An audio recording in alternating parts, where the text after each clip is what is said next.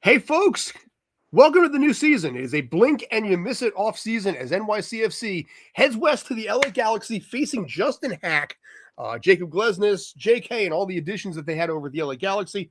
But NYCFC, we're back again, man. We're going to do this live stream all the way through. Sorry, my intro is a little more rusty than it might have been because, well, it's been a while since I've done this one. But more importantly, how you guys doing? Davi? New year. Finally, it's here. It's unfortunate we don't have a striker to begin the year with. It seems like every fucking year we're just missing one piece to start with. So, which is why I'm excited for the 27-28 season to kick off, because at least we'll finally have a full team by then. But, excited. It's finally back. So, just a couple weeks till the home opener. You know, it's funny. You look at the team right now and, you know, there is positivity in there. There's a couple concerns, obviously, most notably Alonso Martinez, what's going to happen there. The pregame for Apple TV talked heavily about that as well. But the departure of Justin Haak, Kai Trowan coming in to replace, there's a lot of questions about whether this is going to be a team that's going to be able to do as well as they did last year.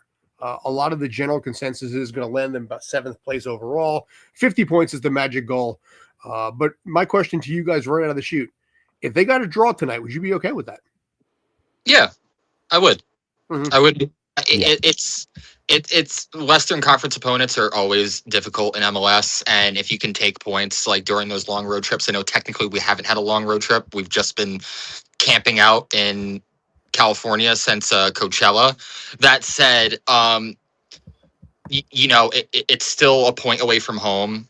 Away games are very, very difficult here.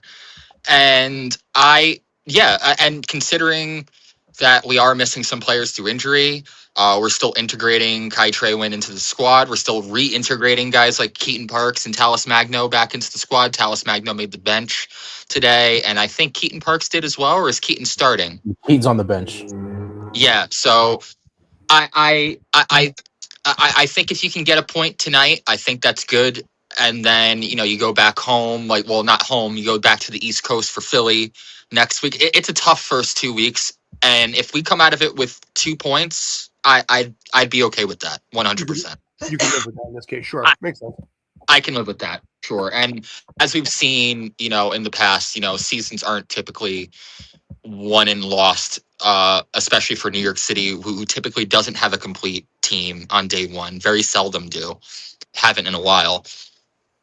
You take the points that you can get, and then you hope for that home opener to get you that first big win, typically. But, anything's possible. I have been probably foolishly optimistic about this team this year. But I do think that we have a great coach, and I think we have some great experience, and I think we have some great players, but as is.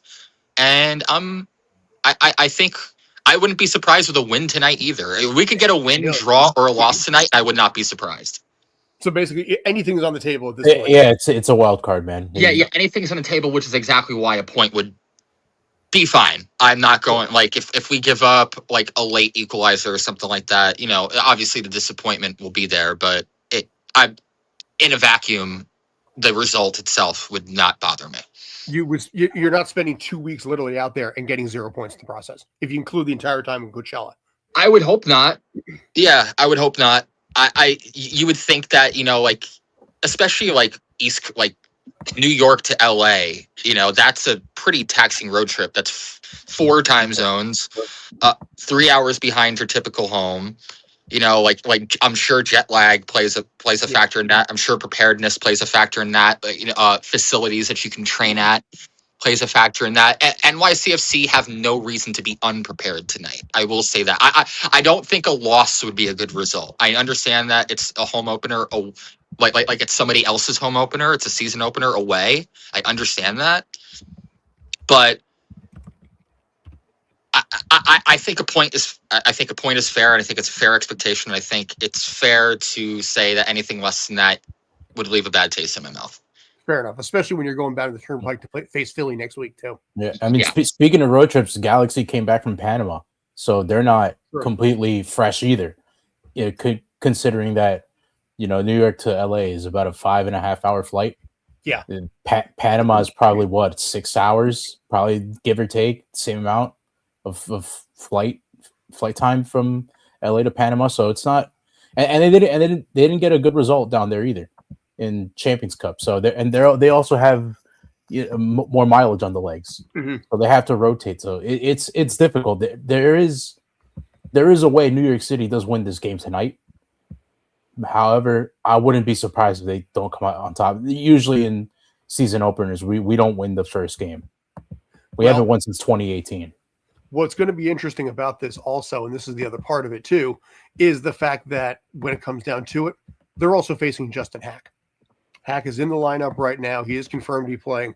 So you have someone that has a literal encyclopedia on NYCFC and facing off against him and against that team in this case and everything that he knows. So you have to wonder, is that going to play a little bit of a factor here? Because anytime you have someone who spends that amount of time, whether it's a player or whether it's a coach, they usually know certain nuances and they will pretty much open up the book on everything they have. So you have to assume that Justin Haak is going to be able to be playing two fronts here, not just as a defender midfielder, but also at the same time as someone who knows the team he's facing.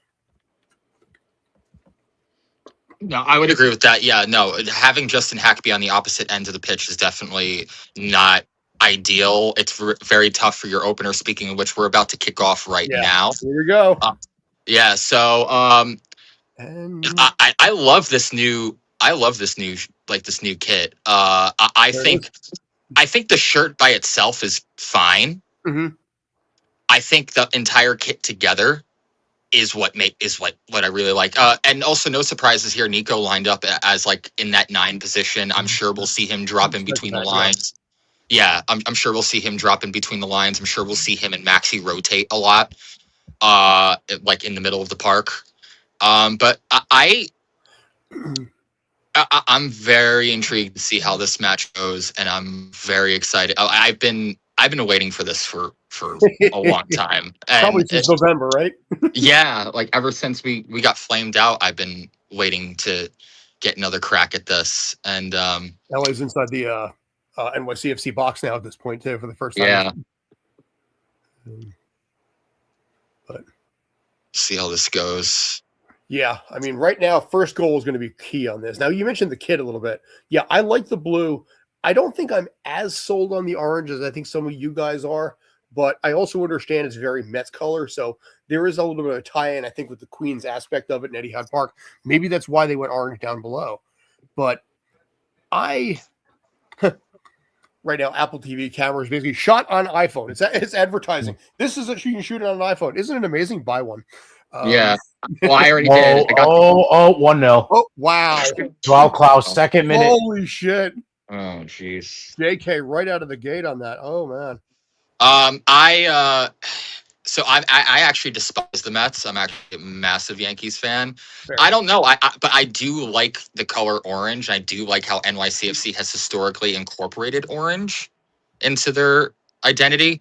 I mean, listen, conceding a goal in the second minute. I mean, that's just not good. That's bad form. Yeah, you can't blame that on like a lack of a striker or anything like that when 90% of like the first 90 seconds of this game has been spent in your third. And I mean that this is just very bad defending. It's just, I mean, it's a good finish to be fair, but it's just, I don't know. It's just soft on our end. Yeah, and this is obviously no surprise here. This is going to be a question that's going to be for Pascal Janssen right out of the gate when we do that press conference a little bit later. Yeah. Yeah, that's a huge concern right out of the chute. The team has to, though, at this point. They can't play like they're 1-0 down. They have to play like it's still 0-0. They still got to find their groove, get their mentals going. You have to wonder, maybe there's a little bit of fatigue because they haven't been home for a while. But, because I remember Ronnie Dyla and Nick Cushing always used to talk about playing in your, basically sleeping in your own bed. And I'm sure Pascal Janssen. Poor giveaway there. Bad turnover by Matt Freese right there. Matt Freese, man, what the fuck are you doing?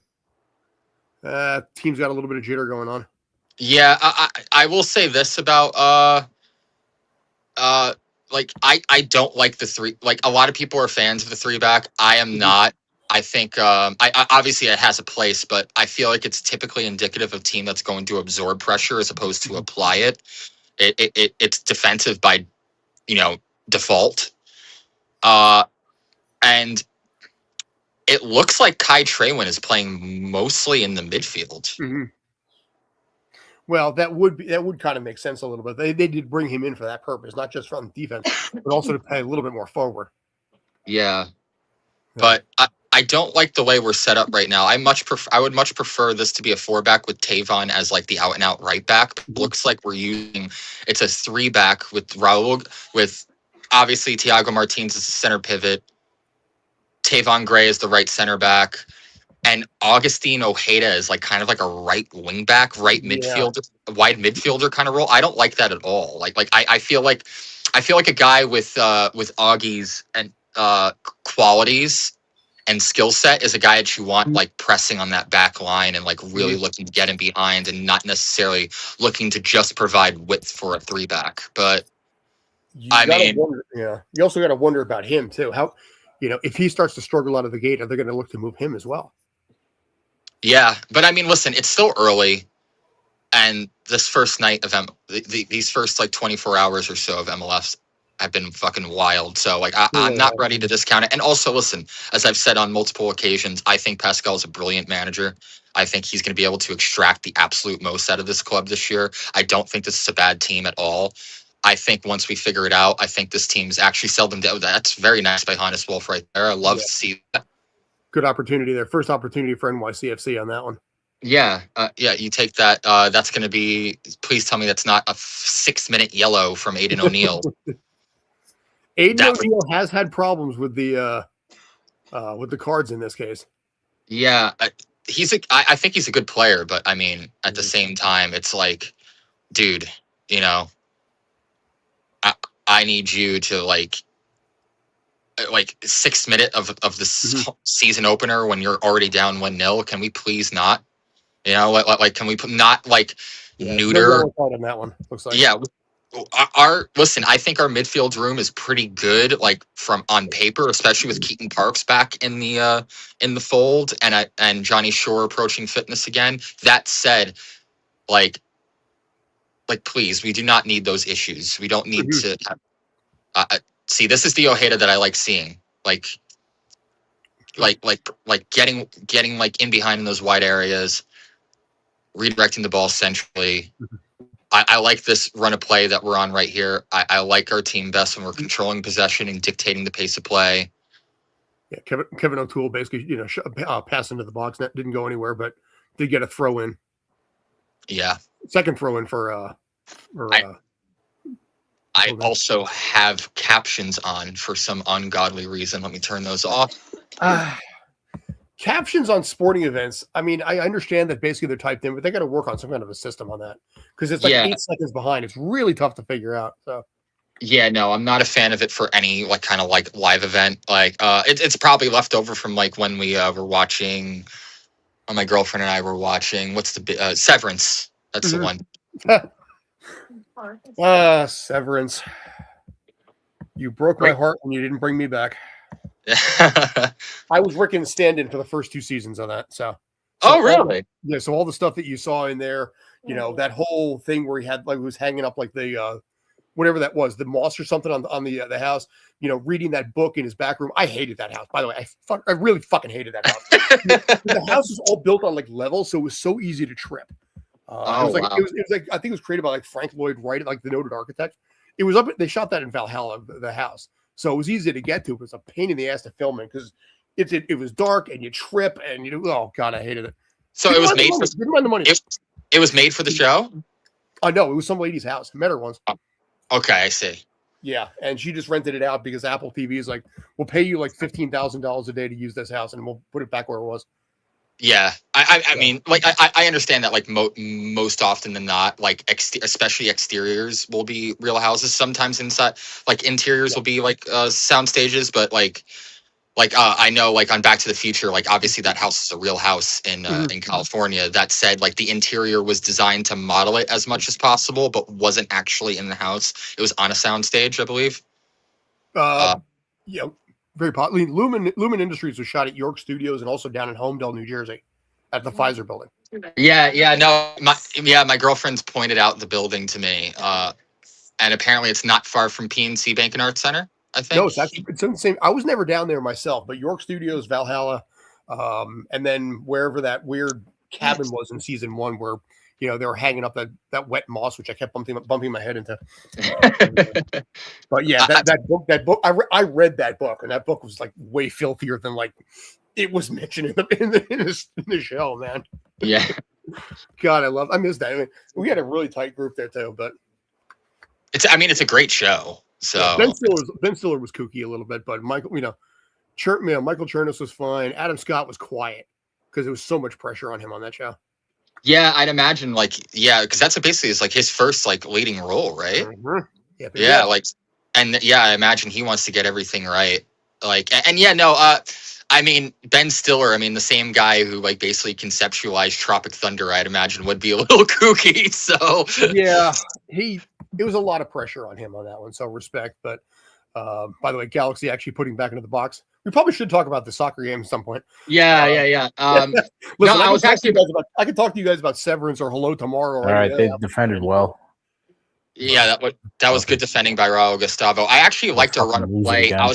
I actually wanted to point out that I loved everything about like the way we were playing, like Justin Haak with possession.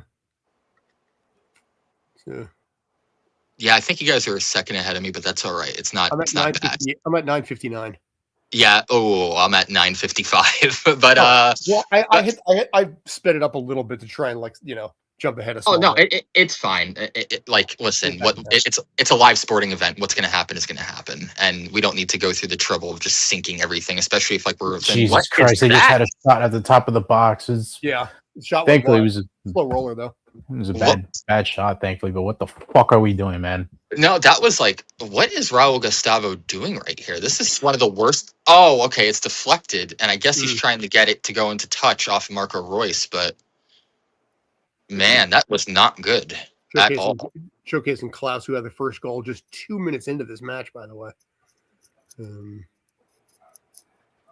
I want to see Nico on the ball just a little bit more. I want to see him dropping it. It's the one issue I have with him playing the 9, because as much as I think he could do it, as much as I think he would be an asset there, I think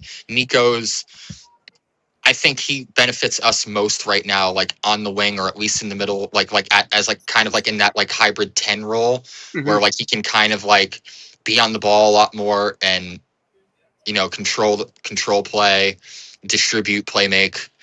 Like that's like where Nico like really excels as a player. Now, what's going to help NYCFC, and Davi and I think we're talking about this a little bit yesterday. 8 of their first 12 matches are at home. So I think that's really going to help a little bit, even if they don't get a striker there. They got some tough matches in there, but there's some winnable ones too. But it's a lot of it's home turf. And I think you're going to need that, given the fact that there's so much uncertainty in the first part of the season. It's going to get tougher later on, but if Alonso can come back, that will offset it a little bit. Yeah. So I think that's I do believe post-World Cup, there's a stretch where we play, I believe, 3 or 4 away games in a row. Something like we usually do every summer. So towards the end of it, towards September, October, we do have a decent amount of home games. Granted, we don't know where some of them are going to be due to the MLB postseason and stuff like that. But we do have slightly easier fixtures, let's say, in the second half of the season. But I think this first bit is going to be pretty tough. So now, Davi, you had them placed 4th this season. My take, it's a little high in that one. I would probably drop it down to 6th, maybe even 7th. But in your case, why 4th? I'm not judging. I'm just curious. What are you seeing that I'm not? You're right. I think it's going to be a part 2 of last year. I think this is going to be very similar, where at the around May, June, you're going to be hovering around that red line. You're going to be about anywhere from 6th to 9th. And I think that's decent enough without a striker. Granted, that could always change. They have until the 26th of March to sign somebody. But I think once they do finally get people back and they're healthy with Perea, a striker in there, and I think possibly, hopefully Malachi Jones, but who knows how that's gonna go through. It's been almost but 2 years since he was injured. Yeah. So Dude, I just think think about what Nico did with the team when he came in, and think about what a striker can do with this team when they come in. Now, I want to throw this question out there since you were talking about strikers. Obviously, word came down. Christian Ramirez is currently watching this game instead of playing for LA Galaxy.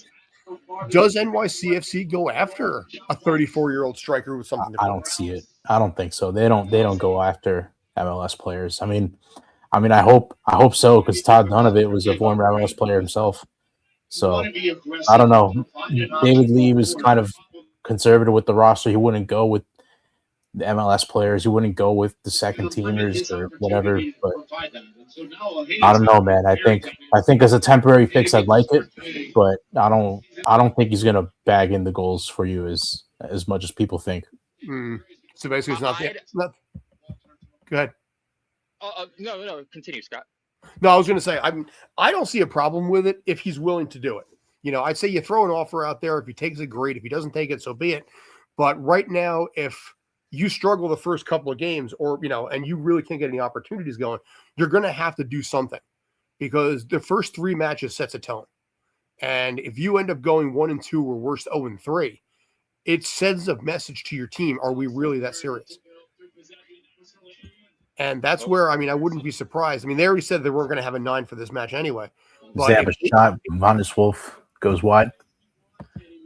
But it'll be interesting to see what they're able to do here. So I wouldn't mind it personally. That said, I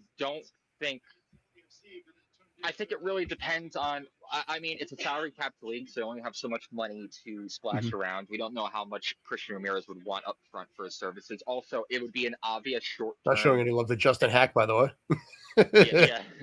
It would be a short-term solution. Oh wow. Yeah. No love for basically the guy who's playing for the opposite team here. Yeah. It would be a short-term solution.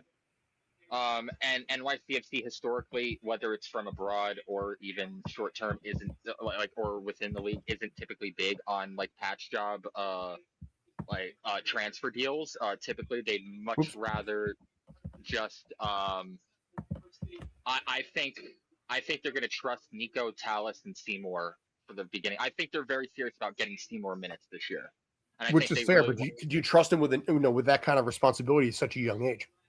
Or you play the longer game? No, to be completely honest, so I trust him to be the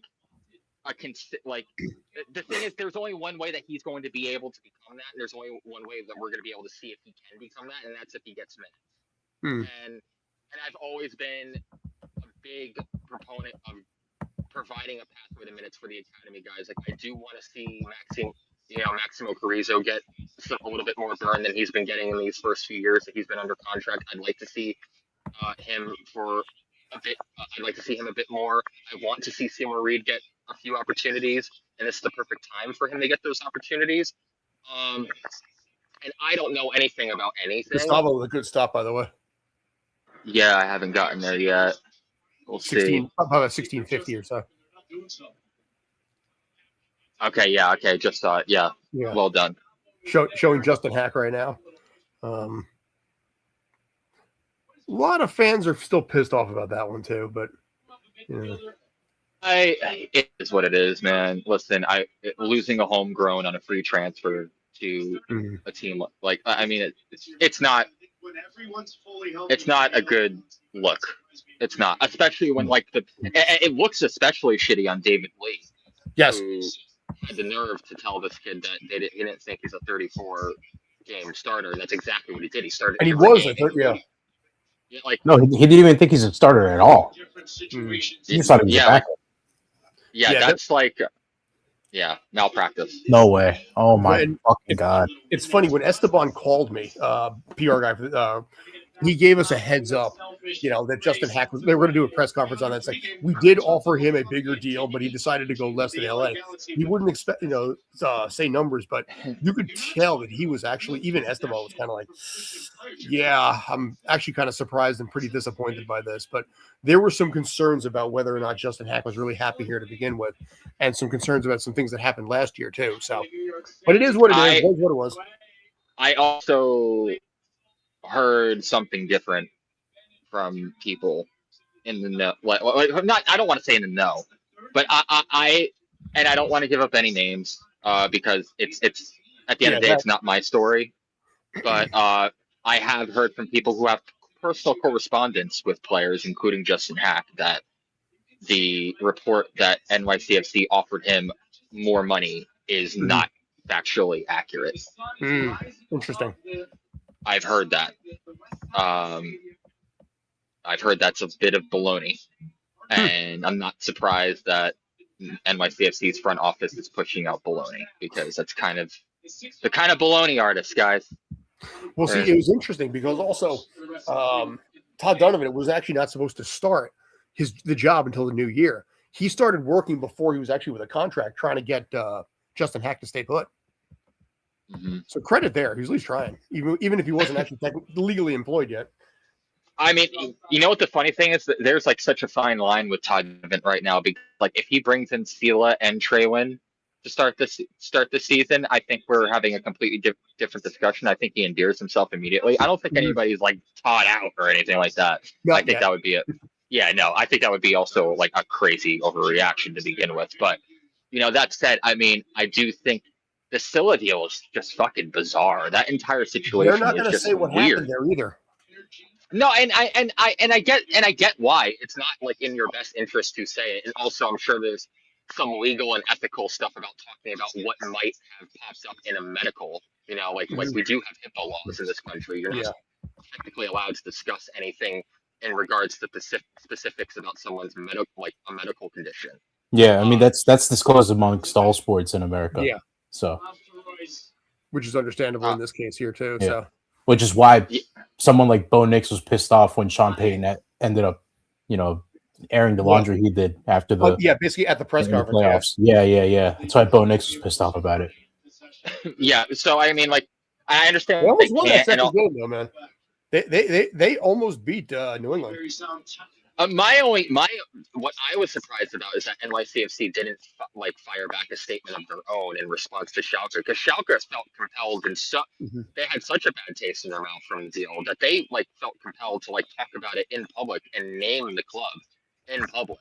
Yeah, and you can't at least just put out a denial, like NYCFC categorically denies any good allegations of us trying to Oh no, here they come. Good block. Dude, this back line is just shaky. We have not been good in transition at all. I don't think we. Did they flag it for offside? Yeah, it looks like they did.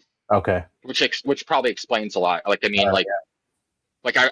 I remember talking to somebody who shall remain unnamed, and they were like, well, they're lucky that they're offsides. I'm like, no, you're not lucky that you're offsides. It's a reason. It's a rule to begin with. It provides an unfair advantage to an attacking player. So if you catch a player offside, it doesn't matter how close it is. Your defense did its job and held its line, and period. It's like I don't know. It's like if the team didn't miss the field goal, I'm like, better team doesn't miss a field goal. That's sports.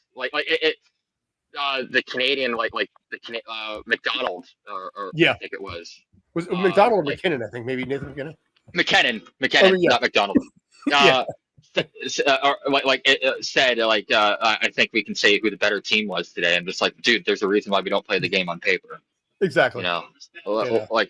Better team. What do you mean? You lost, and you blew a 5-on-3 power play that lasted for over a minute. But see, now it's funny as a long time Devils fan. You got to wonder how much longer Jack and Luke Hughes are going to be here, because they finally tasted victory, and Devils fans have not been kind to Jack Hughes. So you got to wonder, is he going to go west? I talked to somebody earlier. He might go to Calgary because his girlfriend is up there. So it'll be interesting to see what happens there. I don't know yet, but yeah, I mean, listen, it would suck to lose Jack and Luke, but at the same time, Devils aren't. In miscommunication there, it's going to be a corner. Yeah, I think the Devils aren't exactly poster children for a well-run organization. It's been pretty. They had a good start for a couple months there, man. But yeah, I mean, we did last year too. Yep, Fell apart. So, by the way, first corner for NYCFC for the season right now. What is going on with the camera? Jesus Mary. I hope that's not shot on an iPhone because I own that iPhone. No, that's an Android, bro. Yeah, Windows phone. Yeah, I'm financing an iPhone 17 Pro Max right now. So. Does Klaus have a tramp stamp in the back there? Is that what I'm saying? I can't see yet. Klaus is down. Yeah, I understand you have to. Yeah, he does look like he has a tramp stamp. All right, whatever. Maybe I mean, I don't know how far up it runs, but yeah, it might be a bigger back piece. Because Zlatan kind of a thing. Listen, I am not a fan. Listen, I looks like it took a cleat to the head. Yeah, it's tough. Down. Yeah, it's accidental. I'm probably gonna get some shit for this. I understand but man, during like residual set, I don't know, man. I think you kind of just have to wait to blow it dead there. Mm-hmm. Or maybe that's just a hot take for me. Maybe that's a bad take. Maybe it's the wrong take. I'm open to that too. Speak your truth, sir. I don't know. I'm a competitor. I come from a sports background. I played sports my entire life. And, like, people going down is just nothing new. Yeah. Well Messi Magno. Oh, there's Tyler Magno. Yeah. Him sitting... Yeah, his audio keeps cutting out. Okay. I was gonna say, it's not you, it's me. Yeah, it's him. I think it's the headphones. Could be. I've had that problem with the headphones I used to have, and where we're just randomly, like, my Wi-Fi would just drop out, and my speed test would drop to like under 1 megabit per second. He's frozen, so I don't know what's going on there. He's just so stunned and enamored by this match right now. He cannot move. Stop. All right, we're carrying for a while. But no, I think you look at this team right now. There's a lot of questions going on, and I honestly, I'm not sure what to expect. I'm not sure what I'm a little worried about them. Not gonna lie. I can tell you this about next week. At least Philly's going to be down their striker. So yes, that is true. So they're not going to have him for the next game, which is good for us defensively. And I don't know, man. It's a shaky start so far. 25 minutes in, I do not like what I see here so far. Yeah, they're definitely not in sync as they should be. And I got to wonder if all the time away from home might have had something to do with it. Just the thought. Which, even though they're playing down the turnpike at Subaru Park next week, this is still a team that will be able to sleep in their own bed for a while. And I think they really need that right now. But shot on iPhone. Boy, they are running that shot on iPhone thing a lot here. Well, they laid off like half the people this season. So yeah, I know a few people that got laid off from Apple TV and the way that they're running with certain things. And Ian Joy was on the call for the opener yesterday with that female commentator. I don't know her name, but I can't stand her commentating games. I don't mind a female commentator. What I just want is I want energy and passion. I want people that actually have a vibe. She sounds too robotic. That's the thing. Yeah, like I said, when you have that robotic sort of like Joe Buck at the World Series kind of a thing going on, then you tune it. Yeah, because again, a broadcaster's responsibility is to bring the fans into it. When it's too flat and too professional, it takes people away from it. So I do understand, I think, where you're coming from with that. Still, they're better at it than I am, so I give them that regardless. But yeah, that's why somebody like, Andres Cantor, if you go back long enough, or, even with Glenn and Roberto for NYCFC. So, I'm not sure if Roberto was broadcasting from here back in New York, or, from LA or New York. I think they're at, I think Glenn's at home. He did his pregame show at home. Okay. In his basement with Maddie Lawrence. So I'm not sure if it's because of inclement weather thing or maybe the budget, but who knows? My wife is in Florida right now. Her flight was supposed to be tomorrow coming back from Tampa to Newark. That flight was canceled, and now the earliest flight that she has is now Thursday. Oh. Yeah. So I got the house to myself for another 3 days. "28 minutes in, by the way, still 1-0 LA Galaxy, 1-0 Herbalife." NYCFC today. I'm not sure they even have a shot on goal yet. No. Yeah. I'm just looking at Fot Mob for a sec. Yeah. They're getting into the box, but they can't. They're getting there. They just can't. It's the same thing as the start of last year. They just can't create chances. And what's worse is that they're going to create chances. They're just not going to have somebody in front of net. Mm-hmm. Unless you put Talis Magno on there, but you kind of don't want to push him with his injury history so far. He did say he wants to be a 9, and I think maybe there's part a of it shot and it's over the bar. Yeah. You got to wonder a little bit maybe if he wants to do it because of how badly it went last time. He's got something to prove, especially with the fact Corinthians let him go. So you have to wonder a little bit, what's Tyler's playing for right now? Yeah, he dropped off in form, and plus the price tag that we were asking for was way too much, so they weren't gonna budge on that. It's weird seeing him back though. Yeah, I mean, some people thought that he would leave, but I mean, why would you change your jersey number if you were gonna stay? So I don't know. Hopefully he turns it around. We really need it. I think if he gets 5 goals at this portion before the World Cup, I think we'll be in a decent position to. That's about all you could ask for from him. Yeah. I think 4 or 5 goals from him, maybe a couple goals from Maxi, probably 4 or 5 goals from Nico as well, and probably a couple goals from the wing. I was thinking Hannes Wolf might pick up a few there too. Yeah. But again, Hannes is more of a spurt. At least last season he was a spurt. Yeah, whenever he's hot, and then once he cooled off, he just didn't really bang in the goals. I mean, he's a good player. He can be involved, but he's not always going to be, somebody that's going to be there to score 15 goals in a season. Now, one thing I will say that I am a little concerned about when it comes to NYCFC, and it's the same thing you and I were talking about with Bradley Cornell, where last season was the honeymoon phase. Now you look at somebody like, Pascal Janssen. Will he rub the players the wrong way in his second season? I don't know. I don't think so. I don't think so. I mean, obviously that's not the goal. It's not the end game, and I know that 100%. But everyone seems to be bought in, so I don't think he will rub players the wrong way. I think it could be results on the pitch that could really spiral out of control, and them not winning or them not feeling like they're not playing good as they were at the end of last year. I think that could be that could be something that could affect the team and the morale of the team. I don't think it'll be Pascal Janssen. I mean, it could be. There's potential for him to kind of his string maybe runs out, but you don't want that. But sure. Again, I just think it could honestly just come down to a lack of a clinical threat in front of goal. That's the thing too. Like I said, the loss of Justin Haak, the loss of Alonso Martinez, you have a loss on both sides of both ends of the pitch there, and you can't ask for worse, frankly. They did replace the defensive side of the ball, but it's the offense again. It just always seems to be the offense. It's always the offense that has something that is they just struggle at the start of the year.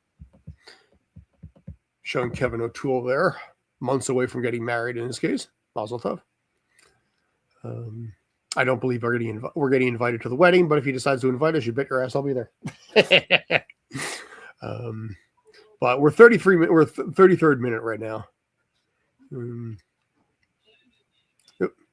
mean, I think so far with the movement of the ball, they've been better in possession. They've definitely been getting closer to their third, and they've pressed well in these last few minutes.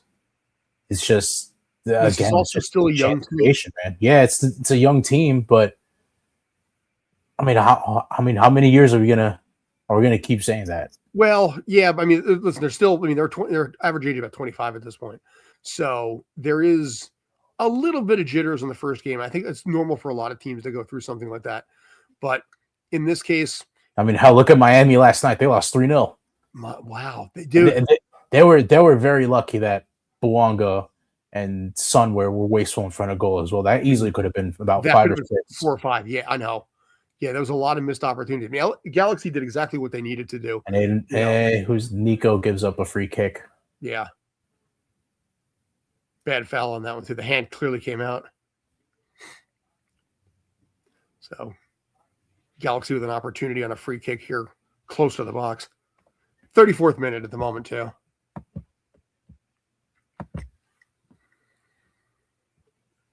Looking at Matt Freeze, got to wonder how much longer he's going to be with NYCFC, especially if men's national does well this year. Tomas Romero is primed to be the replacement, though, I think, at least right now.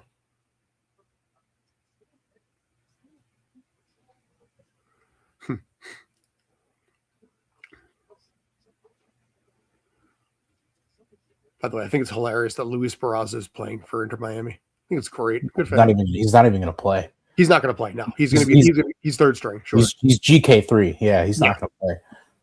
But you know what? He's got a good chance of winning another MLS if Cup. St. Clair goes down or St. Clair gets sold, it's going to be it's going to be Rio Snovo again. Freeze with the stop, but he fumbled the catch and actually almost led to a turnover, but nothing came out of it. Freeze has not had a good game so far. He's still adapting himself, I think, a little bit too. But it could be the sun too. The sun is in his direction, so that could impact his game. Yeah, it's almost 5 p.m. over there right now. Yeah.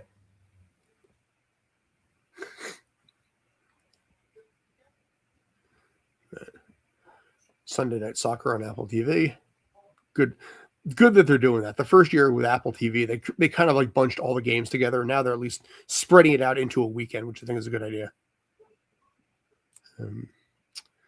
However, the FC Cincinnati Atlanta United game yesterday was delayed by almost a half an hour because college basketball went too long. I think it was Kansas State and Texas Tech went too long. So as a result, the start of the MLS season on Fox, was delayed by a half an hour. It's a foul and it's a yellow card against first yellow card. LA Galaxy against Garsas. Yeah. On Nico. So those two are clearly going at it. Yep. Nico with the foul about 3 minutes ago. So there's going to be some pushing and shoving between the two of them all the rest of this match.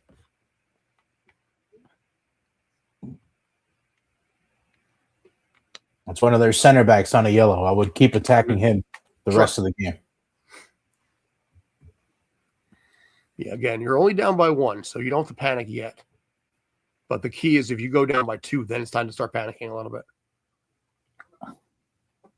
But NYCFC still without a shot on goal, 37 minutes in.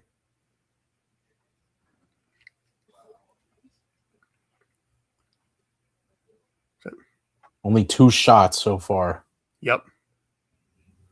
Kevin bringing it up towards the middle. A foul on Maxi, and that's going to be a free kick. And a quick start as well. Nobody on the right wing. They still have the ball here. Maxi up. Easy knockout back, O'Toole with the ball outside the 18. Trey went. Maxi. Yep. I might slow mine down to match you a little bit right now. Back to Trey win. Justin Haak taking it forward, and he gets fouled from behind. O'Toole with no love for his former teammate. Oh, that was a great shove from behind. No love there at all.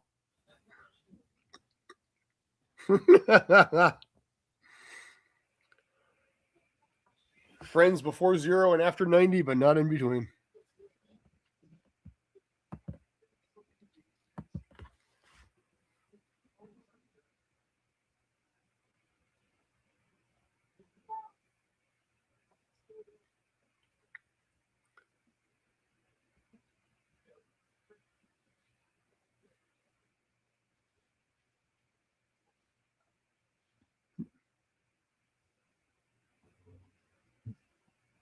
Boy, the camera's going on Justin Haak a lot on this match, too. Yeah. DC United with the upset of the week. Yes. Ty Baribo with a goal against his former club. Yeah. Good way to make headlines. Sean Johnson with the first clean sheet with the new team, too. Great spin there for Martins to get away from pressure.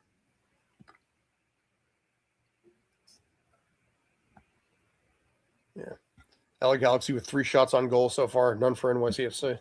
Montreal took 5 to San Diego last night. Yeah. Thomas Aviles, just like last year, getting a red card in the opener. Yeah, most pundits have CF Montreal at the very bottom again.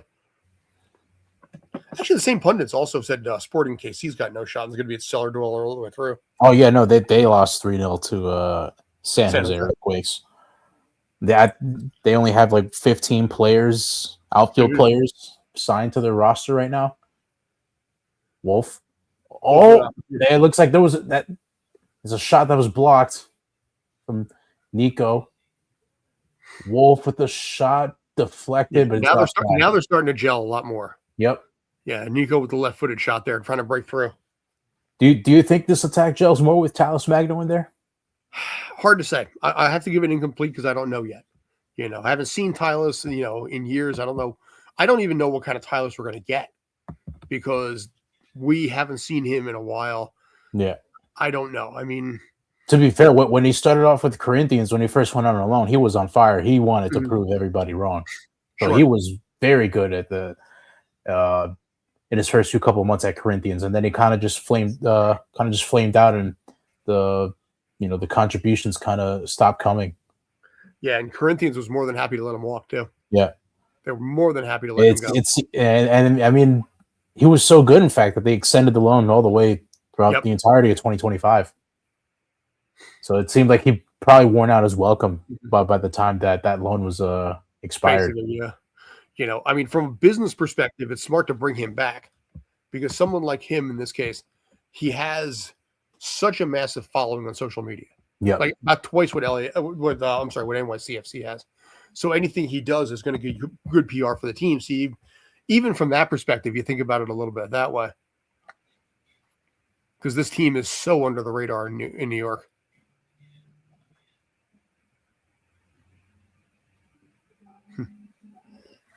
I mean, even MLS was talking about the Red Bulls being New York. All the comments were like, it's Jersey.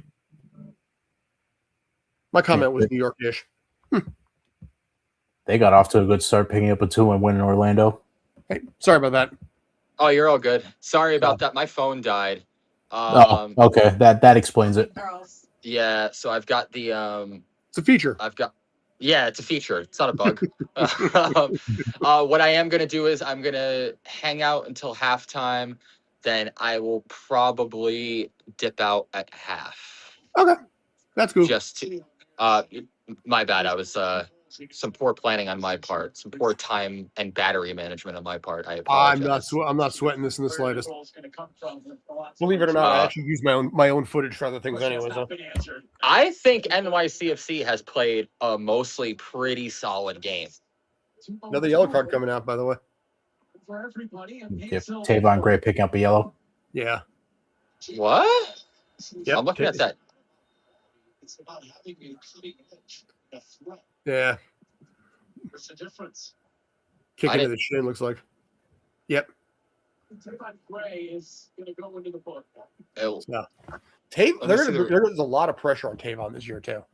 Not just from a contract perspective, but also because of the fact that this is a kid right now who's going to be expected to be a leader. Despite his age, he's expected to lead this team. This is, I think, his 5th season opener for him, too. So a lot of the younger players are going to be looking at, like, the Johnny Shores and Seymour Reeds. They're going to look at somebody like Tavon and say, okay, what do I got to do here? Yeah. The thing is, Tavon's, trajectory with this team is just so unique because he, was forced into it. He wasn't – I don't think they were planning on, incorporating him much, but then Anton Tinnerholm got hurt during that 2021 Cup, in the lead up to that 2021 playoff run. And he was kind of forced into it and just excelled. And at that point, what were you going to do? I haven't seen a player I haven't seen Seymour do that yet. Sure. I think Johnny Shore did it last year. I think Johnny Shore immediately established himself as an MLS-ready player who's got quality. And I'm looking forward to seeing him this year. Did he make the bench today? Yeah, he's on the bench. He's on the bench, yeah. Yes. I want to see Keaton Parks and Tallis Magno involved in this match. they'll probably get time, like you said. I also agreed with Taylor Twellman's assessment earlier. I think having Nico out wide and having him on the ball a little bit more, and having a guy like Hannes Wolf at the 9, I think that would be a better. I think that would be a better option, because I do think Hannes Wolf is a bit more of a direct player. You got to look at Hannes Wolf also, somebody, now that this is his 3rd season with the team overall. What are we getting out of him in this case? I did notice when the ball was on the other side of the pitch, opposite of Hannes Wolf, he was more so central than he was on the wing. It was more of O'Toole and O'Toole on that side of the field advanced when they were in the attacking third. So it looked like Hannes was kind of playing like a second striker, like an extra body in the middle. I'm also not a fan of, listen, again, like I said, I love Pascal. I think he's a phenomenal coach. I'm not a fan of the shape that we're in right now. I understand we're dictating the pace of play, but we're really not. There's not much going on in terms of like forget like a guy who's going to finish for chances. There's no we're not creating chances really either for ourselves. We're kind of just dilly-dallying with the ball around the front. Or that's Nico Fernandez.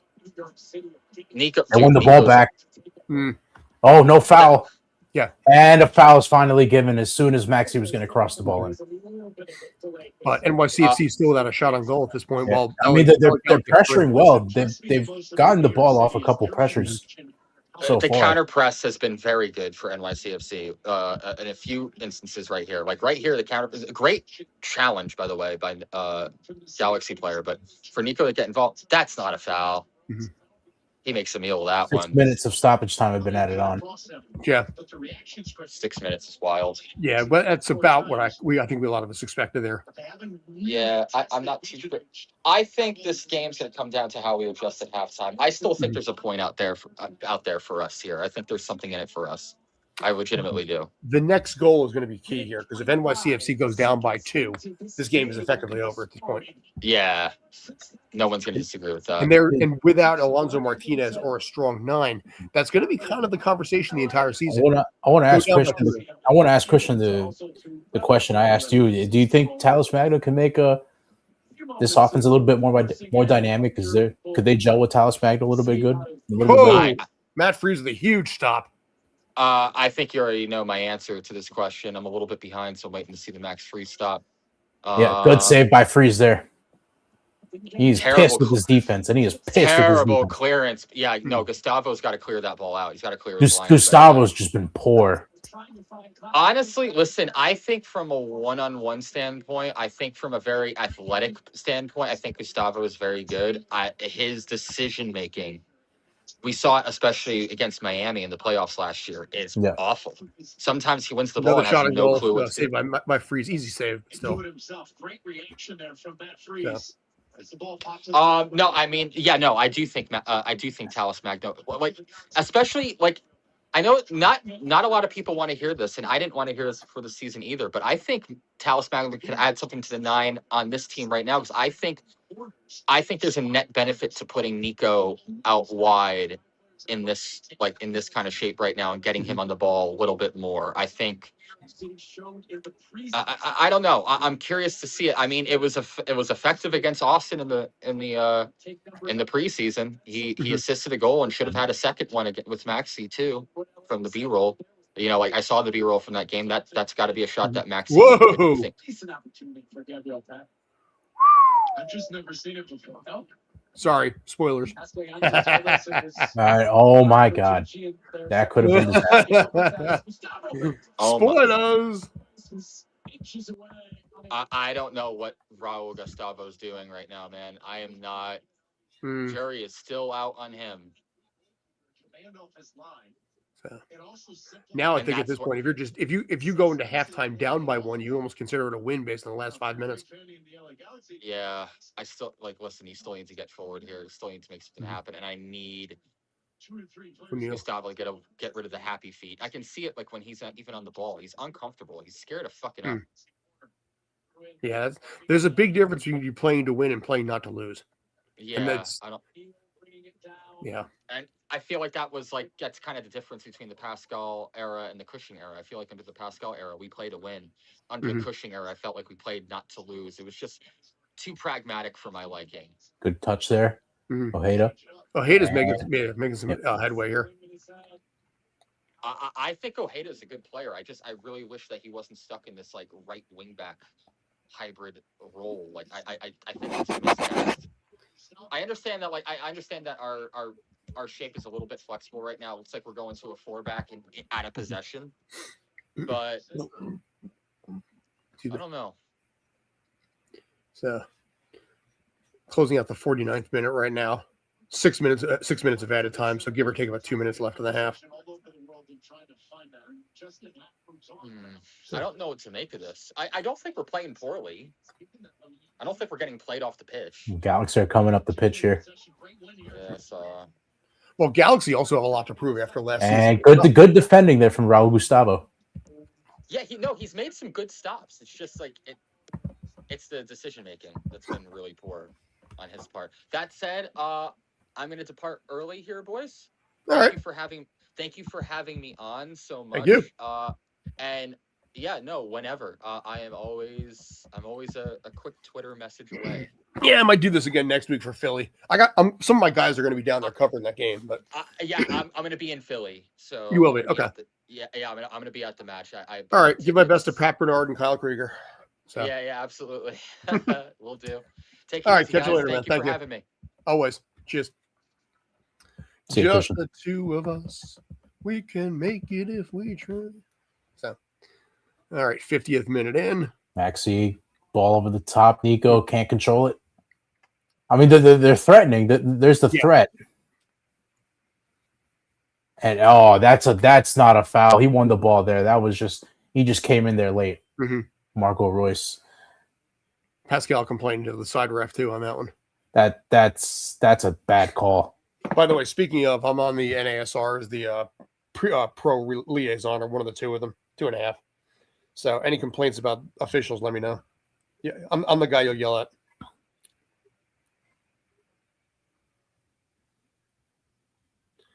Check to see if there's any complaints in the thread. Nope.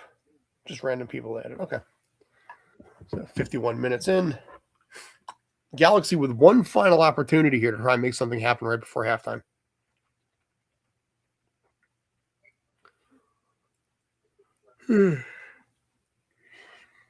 Yamane with a throw in.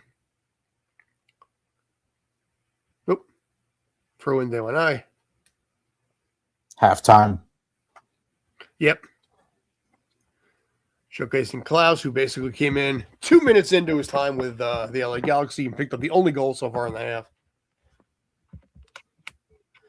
So my question to you, sir, thoughts on this half? It's okay. It wasn't the threat's there. It's just poor start. I think we could all agree without the goal. I think we'd say we'd be playing a pretty decent game, but Gustavo's got to clean up on those clearances. He's been up and down, yeah, very much so. Matt Freese has had some questionable moments, and thankfully none of those moments have costed us just yet. But again, I think the lack of chance creation, it's there again from the start of last year, and I think I'm very much inclined to believe that this is going to happen again, just like last year before Nico. I don't know. I think we will. We'll be slightly better in the second half. We just tend to be a better second half team. But I don't know. I'm excited to see what Tallis can bring to this offense, and I think with getting guys like Heaton, I think Pereira will be back pretty soon. I think the team will be slightly different. But as of right now, it's okay. It's not that bad. Could be better. But right now, Galaxy with 5 shots on goal. And NYCFC has still not gotten one. So that says a heck of a lot. This could easily be 2-0 or worse. Yeah, and I think again, it's just lack of chance creation, a lack of somebody there that could be clinical in front of net. That's, I think, part of it too. when you play back, you can't play forward. The best defense is sometimes a good offense, but I think also you're looking at a Galaxy team with a lot to prove themselves, because this is a team that's 2 years away, or 2 years removed from an MLS Cup, and last year went right down to cellar dweller. So they're making the changes they need to make. I think if you're LA, you've had a good first half. You'd be proud of the first half you had. So Christian was said basically he would be okay with a draw on this one. Are you okay with a draw here? Yes. So I think I'd actually take the draw right now. I don't see a way we win this game based off the first half. Did you want to take a break, by the way, since it's halftime? We can take a break. All right. I'll stay put. All right. Yeah. All right. So I will hide you for the moment, and it will be just myself if you want to go. Yeah, there we go. Okay, so NYCFC right now has not displayed the first half that I think a lot of the fans were expecting. Admittedly, it's a first half that I think a lot of fans can't be surprised by. I'm not surprised by necessarily, because, again, this is a young team right now. There's a lot of questions, a lot of concerns there. Can they find the striker that they need? If this team, sorry, already tired. Past my bedtime. Didn't nap today. This is a team right now that, as you can see down below, LA has had 5 shots on goal. NYCFC has still not had a shot on goal all half. So this is something that clearly this match could have been worse. Right now, I'm sure Pascal Janssen is probably sitting there talking a lot about the fact that the team needs to tighten up. They need to basically view this as not being behind by 1, but view it as nothing right now. Again, the biggest problem that NYCFC has right now on 2 fronts is, 1, they have no bona fide striker, which means that LA is not really concerned too much about the offensive threat. And also, additionally, you have to deal with the concern of Justin Haak's not only knowledge, not only playability, against his old club, but his knowledge of the old club. Because you have a Justin Haak now that spent so many years with NYCFC. He knows Matt Friese's mannerisms. Kevin O'Toole, Tavon Gray. He knows Nico. He knows all of these players. He knows their uniqueness and their idiosyncrasies. So you have to assume that somebody like Justin Haak is going to open up the book and talk about and teach his new team everything about his old team. So the question remains now is, can NYCFC squeak out a draw here? Because if this game goes down 2-0, this is a game that effectively will be over, and that will be a very awkward press conference that we have to have at the end of this. So in this case, if you have any thoughts, comments, ideas, compliments, or complaints, I'll probably be rolling with this throughout much of the season right now. This is something I'm going to try and do a little bit more, as I'm trying to get the sub count on this over 1,000. Because if I get the sub count over 1,000, I can start making money on some of this crap with the channel. And you know what? My wife will be happy about stuff like that. So anyway, they're showcasing the stats on screen right now. Shots overall 6-3. Shots on goal 5-0. Possession has been largely NYCFC 61%, and a couple yellow cards on each side. So kind of a sparse LA crowd right now for a season opener. I'm a little surprised by that. But looking at basically the LA team right now, you got to assume this team is going to be ready. This team has a lot to prove right now. I think they can land 5th place in the West this year.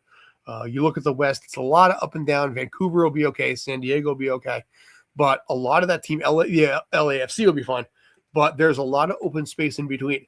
So where will Seattle land? Where is, RSL going to land? Where's Colorado going to land?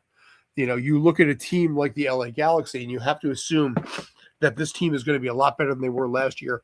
And there's going to be a lot of players there that are really going to be focused very heavily on proving that last year was a fluke.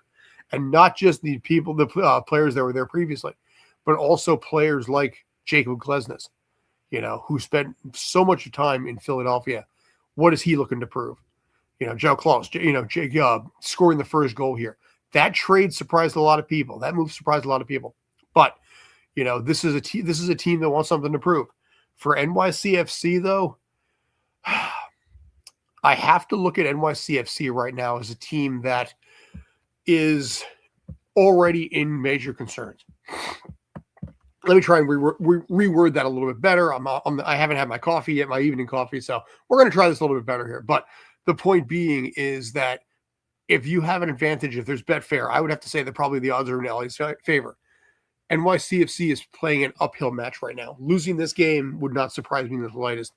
Losing next week against the Philadelphia Union also would not surprise me either, because the Union lost a fluke of a match last week. They're going to want to prove that match is a fluke, and they're going to take it out on NYCFC, down a player or not. That's going to be an advantage for New York, but you look at a Philadelphia team right there, they're going to look to basically showcase that what happened yesterday against DC United on the road, on their home opener, they're not going to want to lose that game. So suddenly NYCFC can be down two losses in 2 matches before their own home opener. Now, this actually happened. If you guys remember, this kind of happened back in 2024. They lost their first 2 road games. I think it was Charlotte and St. Louis, was it? I think something like that. And then they had their home opener against Portland and then lost a stunner of a game, to the point that I remember me and JJ from Bad Dog Sports were like, what do we say here? But that turned it around. They beat FC Cincinnati. Yes, they lost to the Red Bulls, and yes, Nick Cushing lost his job, but they turned it around pretty well after a surprise first 3 losses. So as they bring Davi back in at this point, my question to you in this case, Davi, and since I'm talking about this a little bit, is if they lose this game, what do you foresee happening next week down the turnpike in Chester? I got no clue, to be honest with you. I mean, if Talos Magno's healthy from the start, I'd assume that they start him, right? Well, I guess from the standpoint of you're playing a Union team that lost a fluke of a game, and they suddenly have their home opener next week. Depends on the second half. I think whatever works in the second half, I think you just got to take it, roll with it in Philly. But that's a completely different opponent. They like to play this, kind of energy drink soccer, sugar-free Red Bull, I like to call it. What are they putting in down in Philly in the cheesesteaks? What happened? I was saying, what are they putting in the cheesesteaks down there? Probably fucking battery acid or some shit. I don't know. It's Philly. They're crazy bastards down there. But I mean, or you could look at what you did in the playoff match against Philly. Granted, it's a slightly different team now, both teams, and from now and then. But I think that game, you probably replicate the same thing that you did in that game next week in Philly, regardless of the result here, regardless of how better we play in the second half. I think they're going to go with something similar to what they did in the postseason to next week against Philadelphia and Chester. Makes sense. But again, you're playing against a Philly team that's going to have something to prove. Yeah, I'm curious. What did you guys say after that 0-3 start in 24? Me and JJ, you mean? Yeah. Well, I remember the press conference itself. We're like, what do we ask here? It was like how it was like very gloomy. It's like was anyone in shock or like we were because in this case because they were down. They lost the first 2. Charlotte, and I want to say it was St. Louis. I could be wrong. They led most of that game. They led in a late equalizer, and then at the very last second, I think it was Evander. And they suddenly gave up 2 in the last at a time. So we went from having a conversation about the team's first victory, a 1-goal win, to suddenly this team being like 0-3 and major questions. I mean, again, they made the playoffs. They beat FC Cincinnati. They had a good season for the young squad that they had, but we were sitting there. JJ and I were just talking to each other like, we have no idea what to ask right now. It was like I said, it was stunning for all of us. How was the vibe in the press box when Evander ended up scoring that goal? Stunned from basically that goal all the way to the time that I think we left. The players were stunned, the coach was stunned, all of us were stunned.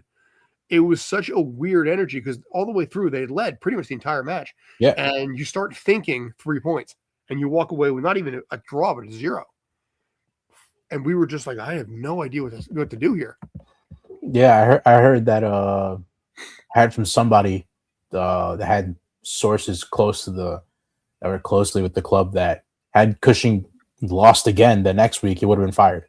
There was some talk about that. An 0-4 star would have seen him canned. Yeah, but I mean, in this case, they turned that around pretty well. So, do you want to take this one first, or you want me to? By the way, I like Evil Clippy there. Just saying. I mean, it's meh. It's disappointing because Fairly we accurate. conceded what 90 seconds into the season. Yeah. It's just without that goal, we'd be saying, "All right, it's not bad. We could do something here."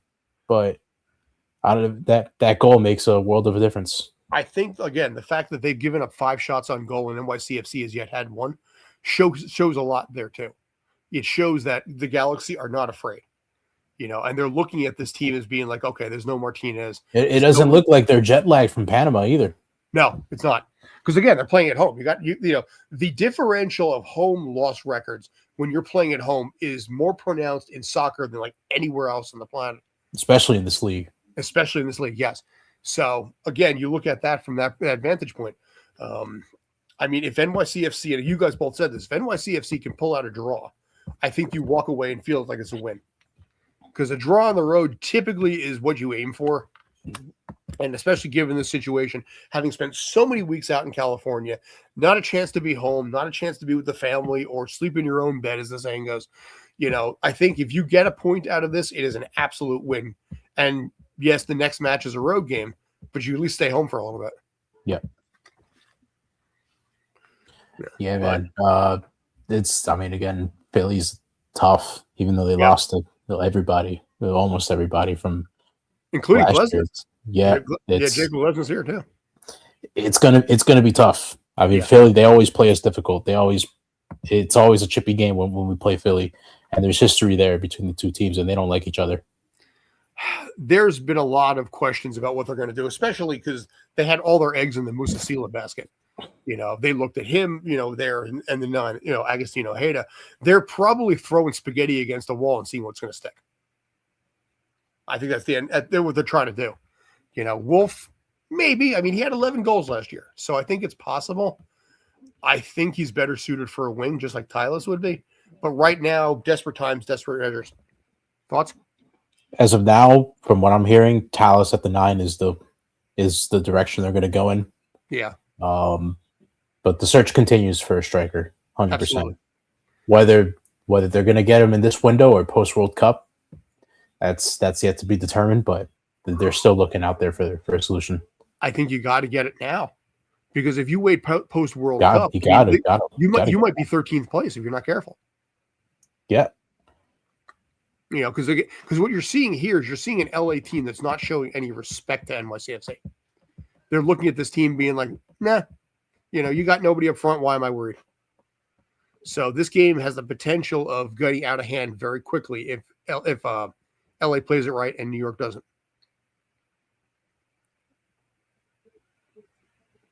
And they're going to get ready for the second half here. Here we go. So, yeah, LA really showed that they wanted to make last year a fluke. Not only Haak, but JK, but Glesnes.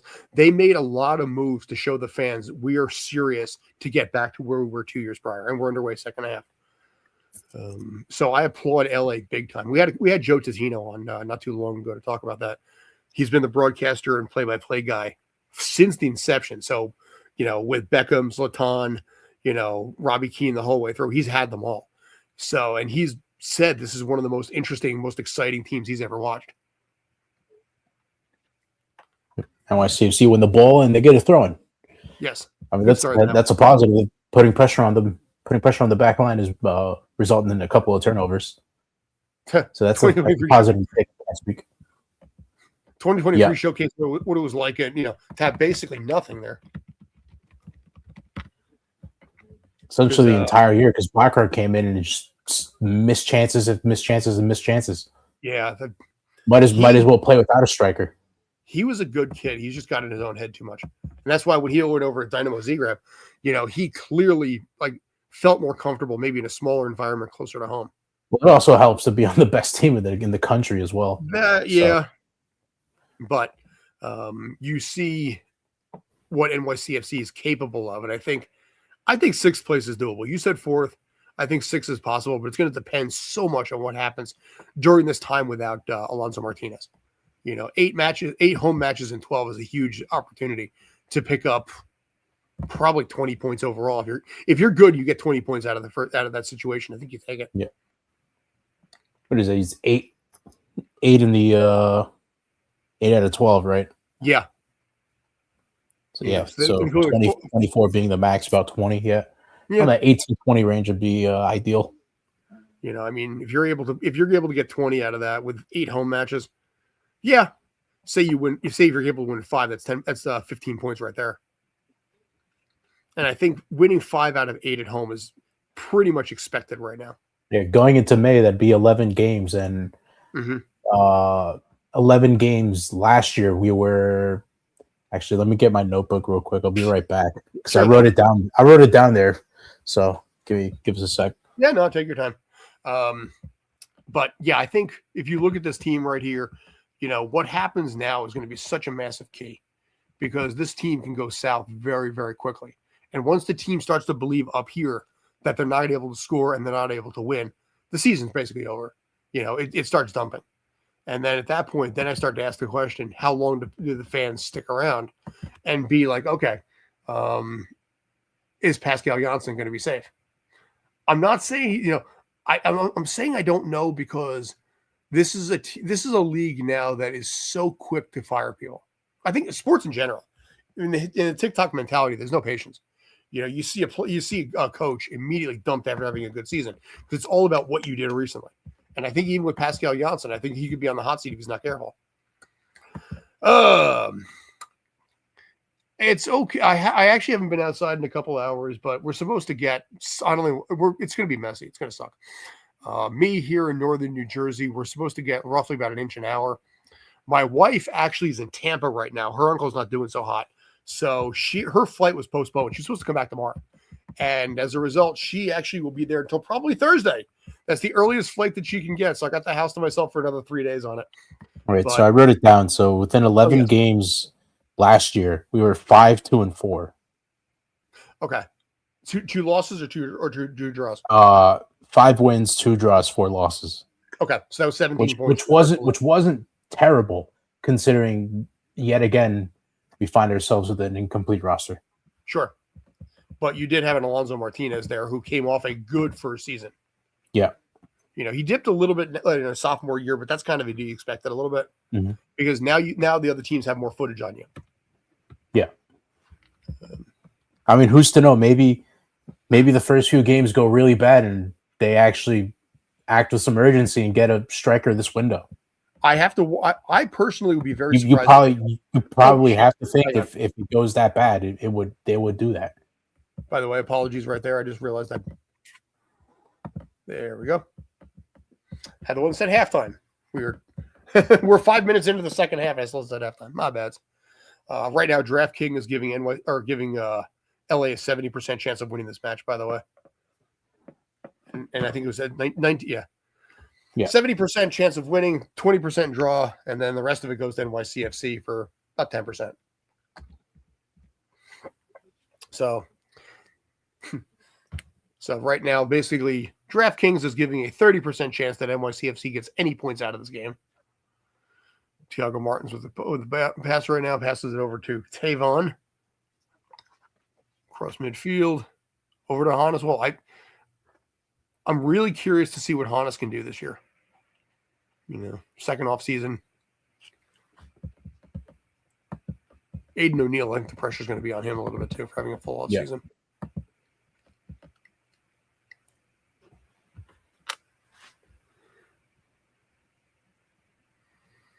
Probably start seeing some substitutions fairly soon too, I'd imagine.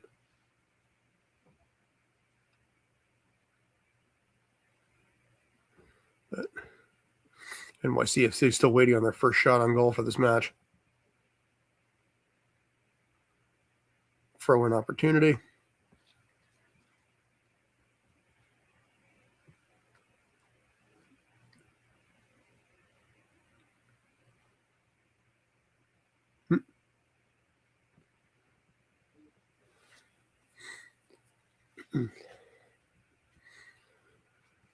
Showcasing a little Maxi Morales right there. Maxi now 39 years old, I believe.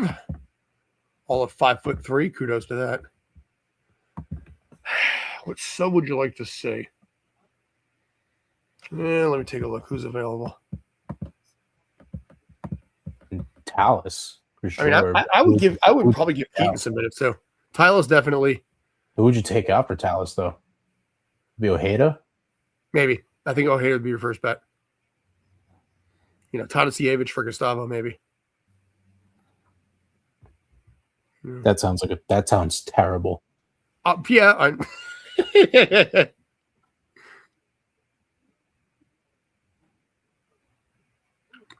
What would you do? So take out Treywin for Keaton, and then I guess Ojeda for Tallis. Yeah, okay. They're probably going to give Johnny Shore some minutes, but probably closer to 90, I would imagine.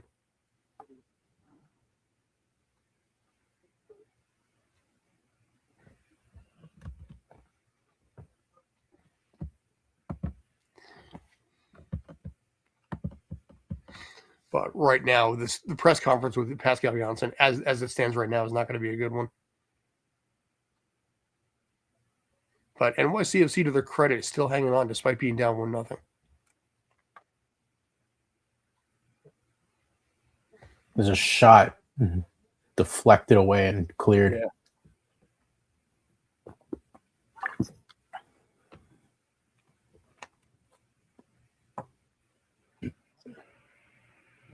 They're trying to thread the needle a bit too much here, and I think, yeah, you're right. Now they're going on the counter. It slowed down a bit. They went back, but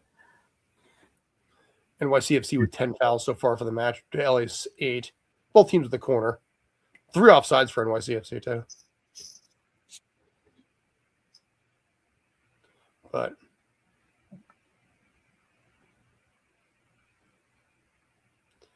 Fought Mob currently giving, I guess, Hada 6.0 lowest of the match right now. Kai Treywin is at 6.5.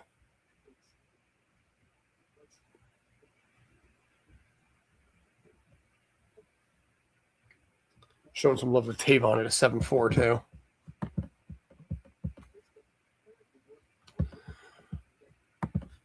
But 54 minutes in, still 1-0. Tavon Gray with the throw-in over to Maxi Morales.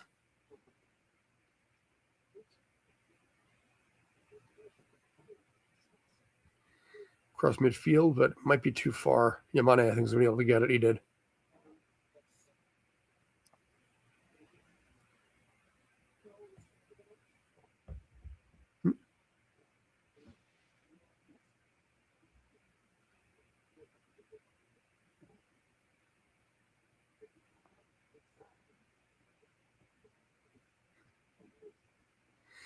They're like starting to move forward a little bit.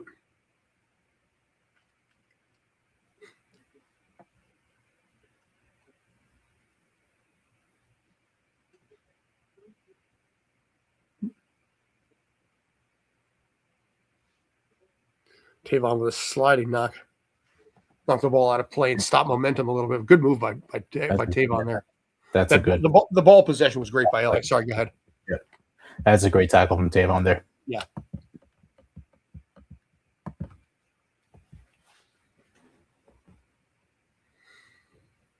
Maxi across midfield over to Nico. Go on, Nico. Go on. Go on. Give it to him. Give it to him. Nice. O'Toole. Oh. And back out immediately by LA. Trip and a foul. And that situation right there, you would have loved to have a 9 barring down the center of the field there. And a yellow card. Yep, Treywin getting a yellow card.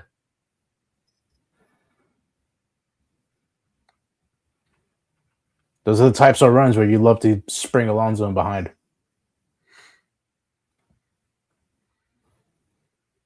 But yeah, like I said, if they lose this game and possibly lose the second one as well, you have to assume that probably by the home opener they're going to have something in place, because you can't risk going down 0-3, especially if you have if you have 2 back-to-back shutouts.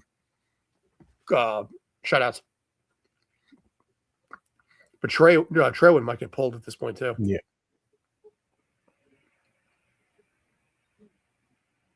And another foul there. And it looks like Nico's going to go in the book. Nico got fouled, but He hasn't. The yellow card hasn't been pulled out yet. Nope. All right, never mind. He's getting a warning though. That's for sure. But Nico and Garces have been back and forth all match today. Oh yeah, that could have been a yellow card. That was a straight shoulder, shoulder shove. That could have gotten a yellow.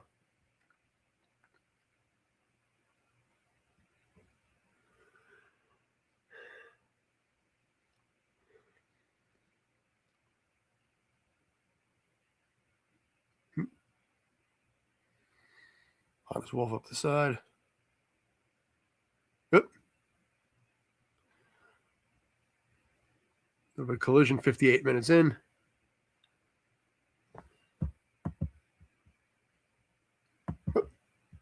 Just myself. Okay. Call to the sidelines at this point. Right now, at the moment, like I said, NYCFC is still trailing 1-0. They're 58 minutes in, still without a shot on goal, which is a massive, massive concern if you're a Pigeon fan there. Still struggling to really get the ball into LA zone. LA is just playing a very smothering defense right now. Credit to the Galaxy on that. Maxi trying to take it up to midfield at this point, but playing 1-on-3 essentially. So there's no way he can get through that. Pass it off to the side to Raul Gustavo. Just trying to get it across midfield. Back to Thiago Martins, who may pass it over to and pass it over to Davon Gray. LA Galaxy are basically playing the equivalent of what I'll call like a neutral zone trap. And as a result, they're playing exactly what and they it's do. a yellow card.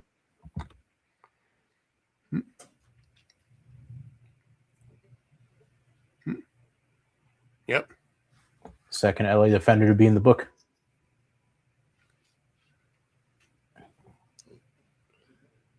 $59 minutes in. 40-ish minutes left.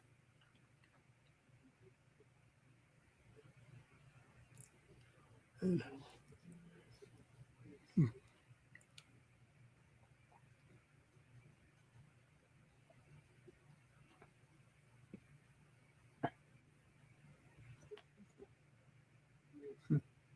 Aiden O'Neill across. Pass to Tavon was intercepted. But back to Gustavo.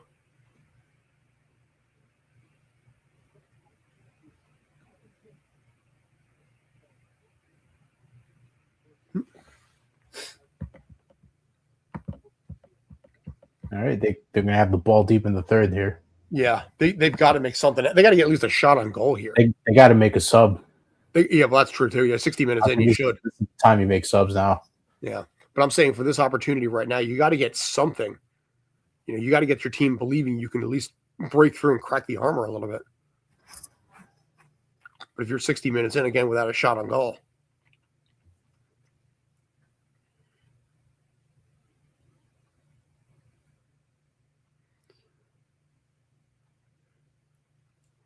pass up the side, is that possible? And possible foul. It's a good ball. That has to be a penalty. That has to be a penalty. Is the Garces Nico fight? Is it? Is this going to be a PK? Boy, it'll be interesting to see what they do here.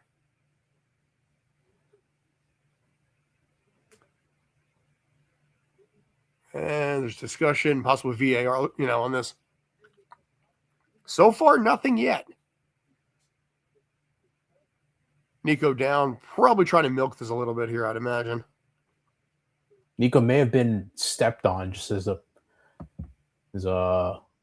when they came together there. Mm-hmm. But Garza's already on a yellow. Yep. So that's a dangerous play from a center back that's already been booked.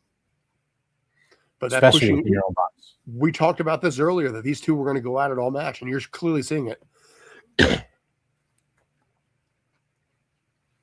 You would assume the longer they stop play, the more likely he is to go to the screen to call a penalty.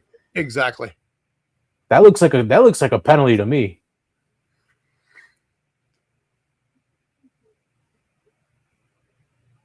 You're ahead of me, so I don't know if there's anything on your screen that you're seeing that I'm not. It looks like it, but at the same time, I never believe that it is until it is. That's the nature of sports in general. You can assume all you like. But until it actually is something, it isn't. It wouldn't shock me either if he just doesn't go to the screen and they just no movement yet. We're 2 minutes past that this foul. this is the thing with VAR that pisses a lot of people off. It just oh, he's going to the screen. He is going to the screen. Okay. He's going to the screen. So chances are this could be a penalty kick, and who takes it? You would think Nico takes it himself. I would say Nico should probably take it, yeah. Definitely don't want Maxi anywhere near the ball on the spot. Now, one of the things that Joe Tollison talked about the other day is he said one of the rules that he would like to implement is that the person that was fouled should be the one to automatically take the PK. And I like that idea. Because if you're Miami, who are you going to turn it over to? Messi every time. But, why not basically the person who got fouled take the shot? I like that opportunity. But I mean, Miami, to be fair with, after their reload, they have some pretty decent penalty takers on their roster. So you don't even need Messi to. It would make PKs, I think, a little more interesting. Yeah. Isn't that the rule in the NBA? Whoever gets fouled takes the free throws. Yes, actually it is. So could you imagine if your defender just chucks the ball 90th minute, gets a handball? Does that mean that because they were the last ones to have that action? Man. To be honest, imagine your goalkeeper wins a penalty in the last minute, and it's not your keeper. Unless you're up by like multiple goals in injury time, and it's like, who gives a fuck, right? Right. Taking a long time to study this right now. But finally, threading the needle leads to something dangerous. Finally. Yes, and like I said, this is where you had to get an opportunity. Now, ironically enough, if this does not turn into a goal in any form, it's going to be a little bit demoralizing to NYCFC. Yeah, because either you're not getting a foul and you think you deserve one, or you have a PK and don't convert. So either way, this is in many ways, this is the emotional ball game. Coming back out.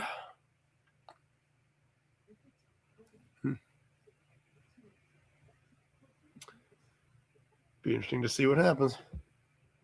Tolman's asking the question: if it's a penalty, is it a second yellow?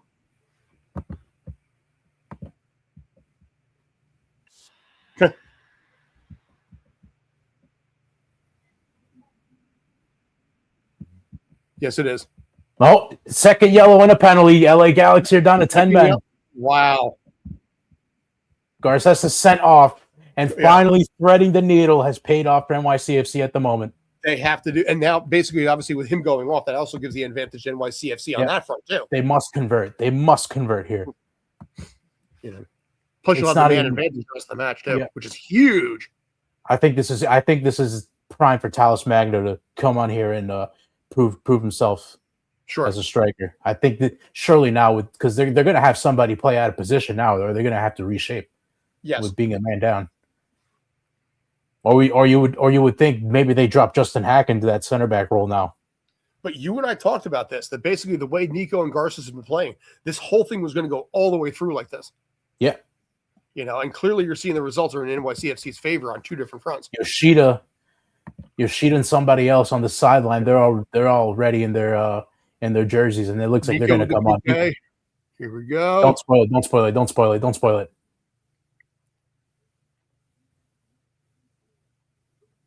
Come on, Nico, please. I will wait. Yes! Come on! Let's fucking go. There, see, now I didn't first shot on target, first goal of the season. Let's go. We're on the board. And finally, threading the needle has paid off. So, there you go. All right, and now, like I said, because of the fact that they're playing down a man, this is NYCFC's match now.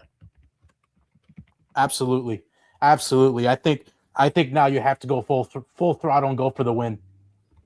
Gloves are off. Yes. The gloves have to come off now. You have to go for the knockout blow. Now, what's funny about this is that you have a team now. Now 1 point is not enough because 3 points is possible. Yep. So one of us is clearly going to ask Pascal Janssen about the Nico Garces tandem the entire day today, and his contribution.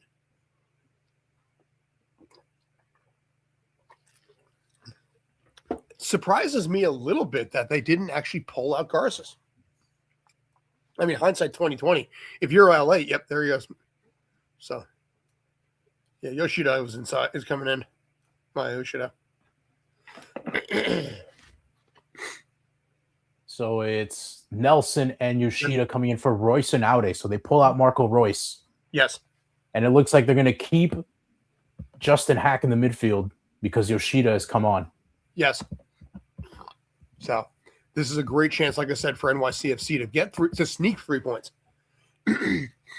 Scoring opportunity right here as well. Oh my God! Here they come!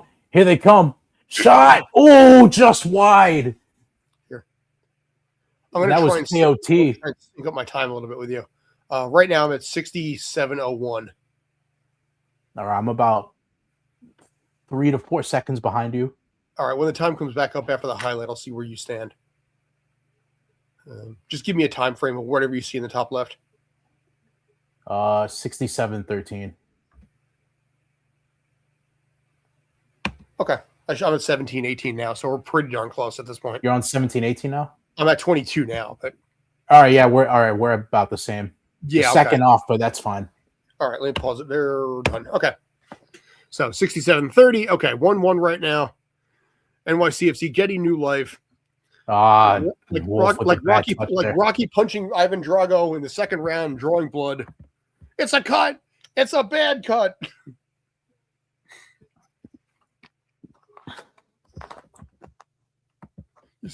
You see, he's not a machine. He's a man. It's the Coke done. That's the Coke done. Hoping for the best here. See, now if you're NYCFC, you really start thinking 3 points. You go full throttle. You have to go full throttle. You have like I said, this is where we talked about this. You know, that opportunity said you have to get at least a shot on goal. You got to showcase that you're capable of making this happen right now. And what happened? They got a PK. Granted, it took a little longer for the VAR, but suddenly this team got new life because not only did they get the goal, but they're also playing up a man, and that's huge. So now I think a draw just is it's just like last season. They get a red card and they equalize off the red card, just like last year. Yep. It's like Rocky's second round against Drago. Granted, it will be disappointing if you don't get the win with being up a man, but I don't think anybody will feel too upset at a 1-1 draw here tonight. Fair. You know, when you look at it, you will see now like I said, the expectations you can get 3, but you know, if you went into this match from the beginning with 1 point, I think again you walk away mostly happy with that. Yeah. But the thing they're playing much better here. Look at the speed down the wing. Yeah. But also you got to play smart too, because you can easily give up a goal too. Yeah.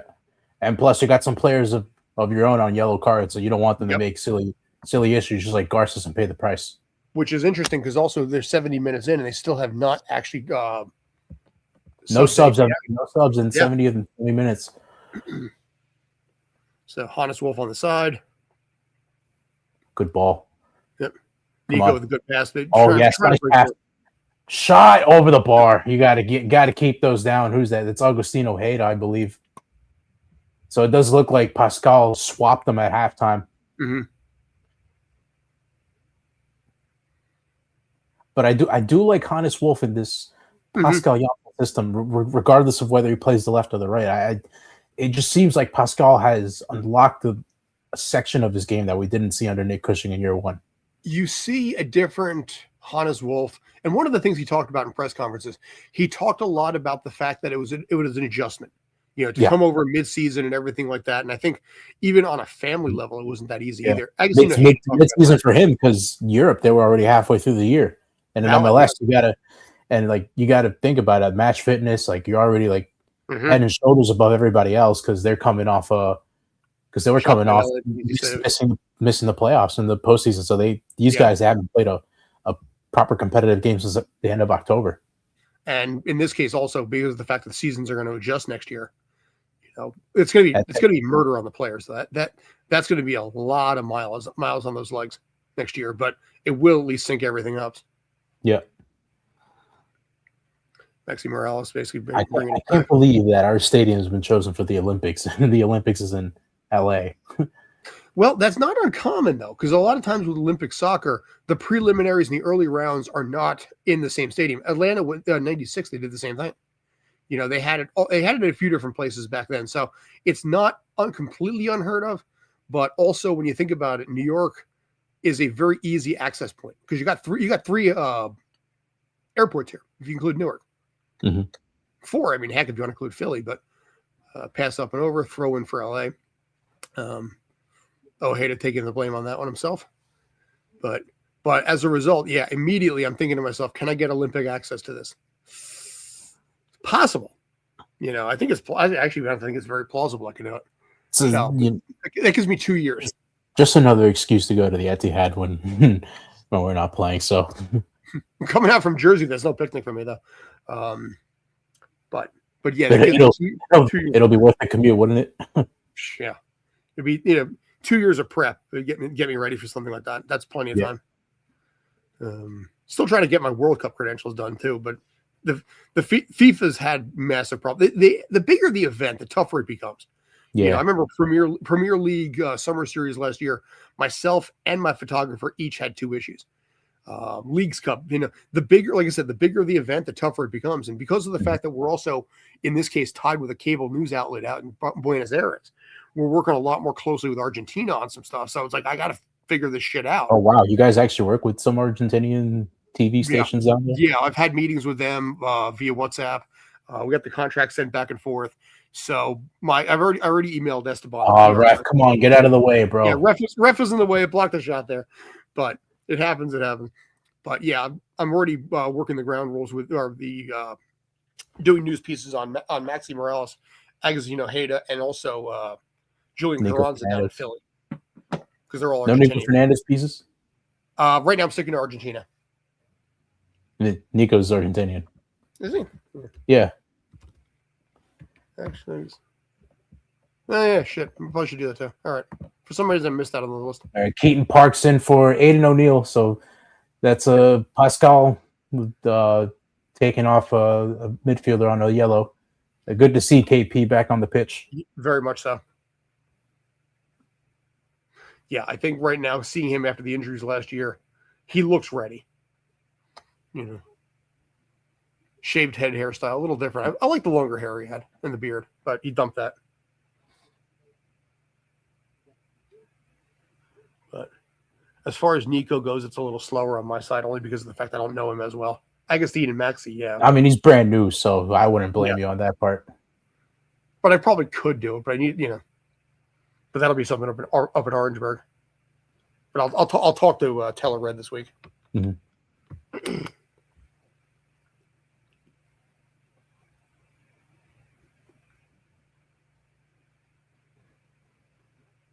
Good ball from Wolf. Keaton, unfortunate there. Yeah, couldn't make the. Do get the ball back though. Keaton might have some jitters too because he hasn't played in literally months. He hasn't played in damn near a year. Yeah, I remember seeing. I guess it was around July last year. Didn't he get 2? He got 2 assists in his final game right before he got shut down for the year. Yep, and I remember actually seeing him in, up at Orangeburg. Dude looked like a ZZ Top. But not the guy that named Beard who doesn't have a beard. Will we see Talos Magno come in? I would think so. That's a good attempt there. Maybe even Johnny Short, too. Nico up the side. How to play and who? Okay. In the corner. Nope. Goal kick. It's a goal kick. Yeah, you have to assume. Go ahead. No, you go ahead. I was going to say, now that it's 1-1, you might see Johnny and Seymour a little bit more. Because you're not playing from behind. There's a little less pressure on the kids that way. Yeah. I was going to say so much for not having a shot on target. The only one we do have, it ended up in the back of the net. Dude, really? Yeah, and like I said, if you miss that shot, this game is effectively over. Even up a man. Because still mentally, it's so draining to be that close. Mentally, you're just like, it's not our day. Yeah, I don't know what the Betfair stats are on this. Because originally it was giving NYCFC like a 10% chance of winning. Both teams have had the same amount of shots, but Galaxy with shots on target 6 compared to New York City's 1. Yeah. Nico gets the ball back. Nico. Nope, can't break through. And nope, can't break through. Yep. Ball did Oh, yeah. bobble a bit in the box. Both teams have 12 passes or 12 fouls at this point. NYCFC lead the XG battle though with 1.8. They the do, Galaxy yes. 12.34. And It's a poor giveaway there. Almost twice as many passes too, but that's the difference between teams in general. It does seem like the pressure's getting to LA, especially them being a man down. Could be. But Paintsel wins the ball there, and Paintsel wants to go up the pitch. He's doing it though. One man to beat. He can get past Thiago Martins. Pass across, good bit. Marines did just enough to hold him off there. Yep.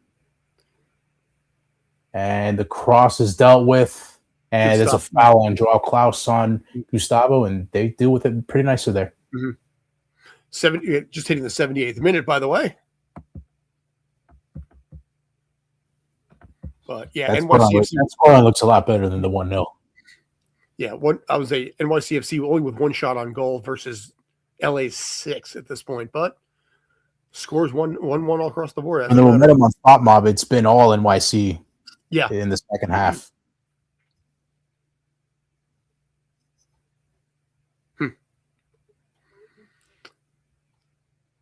Klaus and Gustavo showing a little, bro love this way, basically being opposite sides of the pitch here. Klaus half Brazilian, half German. That was a surprise trade going from St. Louis over to LA. Fellow compatriots there coming together. Fellow Brazilians. Yeah, Klaus was a late addition to LA too. Surprised a lot of people when that move happened. Yeah, I remember when he came into the league for St. Louis, and he was just lighting it up on fire. You totally was. Unfortunately for him, he just couldn't stay healthy. Mm-hmm. Oh, good ball. Just taken away by the deflection there. But it seems like threading the needle now is getting a bit better for New York. Well, yeah, because you're threading you're threading a needle, but with a bigger pin. Yeah, being down a man, yeah, that needle's that pin's a little wider. Martin's back to Matt Freese. Matt Freese will just boot it away. Yeah. They maintain possession too. Matt Freese has had struggles when he kicks the ball past 30 yards, statistically speaking. But KP. Keaton Park's up the middle. Look at that side of the pitch. Oh, he just turned it around there. So over to Nico, barely into the box at this point. You go with the one-timer shot. Oh, just wide. But you can see the team is. Is that a goal kick? I think he signaled for a goal kick. But man, what a difference Nico makes going out wide there. Yeah, Keaton Park. Even just having a presence as tall as Keaton Park's in there to Tavon's coming out. Bayer's coming in. First substitution by Pascal Janssen in this match. Is this the first time Bayer is playing? Debut. Yep. Making his debut for the first team. Congratulations to Drew. Yeah, good for you, man. But I was going to say, fantastic. I think that's such a big difference Nico makes outside to put those balls in and have maybe to kind of put a small patch on on the striker problem. Maybe you have KP there as somebody you could whip in serves to and win those headers to kind of take the pressure off not having a striker in there. Just because he has the height to win them headers. Ball goes out of play. Throw in for LA. Not sure what you think about that solution. Maybe putting in KP and taller players in there to kind of whip crosses in. Possibly. I'm surprised. Like I said, 80 minutes in, that was the only substitution so far. Yeah, one window left. So if Pascal wants to make more subs, he's going to have to do it all in the last window. Yeah, he'll do 3. Surprised Talos Magno's not seeing the pitch. That's that one. I was going to say Johnny Shore and Seymour. I think right now. You know what? I'm going to take that back. I think Tanasiewicz is going to go in. No, please, no. Don't you dare. Oh, good pressure there. Good pressure by KP. So, pass across. Oh, the ball was behind everybody. Wasn't able to make it. Pass across up by Bayer. He's going to win a corner there. It does present a corner kick, if I'm not mistaken. So there is a scoring chance out of it in his first couple minutes playing. Try to find KP. We try to find KP on those. And hope KP can hit it on target. 82 minutes in.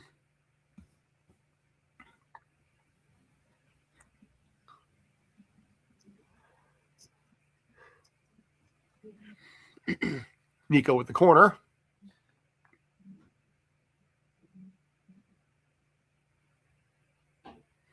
And up we go. And headed it right out. But NYC still maintains control. O'Toole up to the side. Now Thiago in the midfield. Back to Baera. Kid's playing confident. I'll give him that. Yeah. Mm-hmm. He might be shitting himself sideways, but he's not showing it. Ball's in there, cleared away. Mm-hmm. Maintain. Still bouncing. And a foul against Hannes Wolf looks like. Oh, a little shove from behind afterwards. Oh, boy. Be careful there, gentlemen. This ref has been calling soft fouls on the city offense more so than LA, but that I think that just comes to show that they're putting in more pressure. They're being a bit more physical than the Galaxy are, but a couple of these have been too soft for my liking. 80th, closing out the 83rd minute.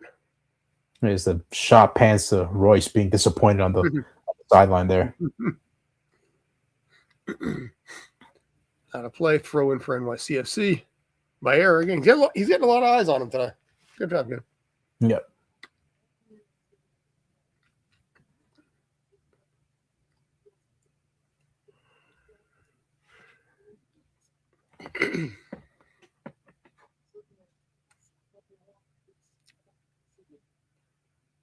They're going to switch the ball here over to Hannes Wolf. Maintains possession, but he's out of the box. Skips away from everybody. KP. Maxi with an opportunity. Header up and nope. Oh, it's over everybody, but the ball's still in the area. Dealt with by Peck, but he's going to be pressured by KP. Yep. Or KOT. Yeah. And he does well to deal with it there. Ball's up and out of play. Foul against Gabriel Peck. Mm-hmm. Fantastic pressure from New York City there to get a free kick. They're doing exactly This is night and day versus the first half. Yeah, absolutely. There's only one shot on goal still. And like I said, it was the peak. Only one shot on goal, but I mean it went into the back of the net, so it's it's the difference of up top. Yeah. Glenn Crooks is right from when we interviewed him. There's going to be chances, but you're gonna have to take those chances. Yeah. So free kick right now, 85th minute, up and all whipped in. Out. Hannes Wolf an opportunity, that's going to go wide. Was that tipped? No, it's just a terrible shot. Can't blame him for going for it though.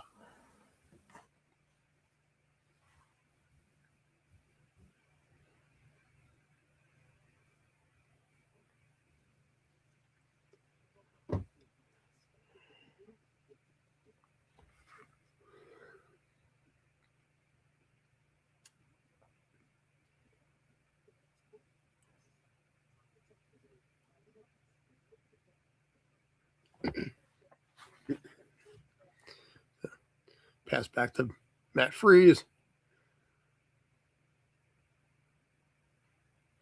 Ball's back across midfield at this point. 86th minute. Nico does well. Keeps it in. Oh my God! He just took his ankles away. Yeah. Nothing came out of it, but again, good ball control in this case to be able to hold and maintain. Man, you have just been taken to the shadow realm.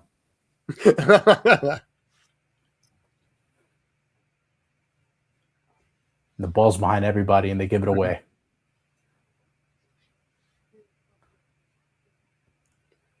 Oh, and it's KP. He gets megged, and he's going to go in the book. Keaton Park to the yellow card just after coming in, too. I want to see that on replay, though.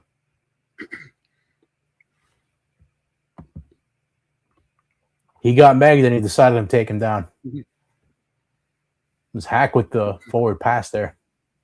Oh, yeah, that was definitely. Yeah, totally. The ball was behind him, and he still tripped. Yeah. Again, this is something you got to be careful about as well, too. Yep. Because Keaton can't get a second yellow there.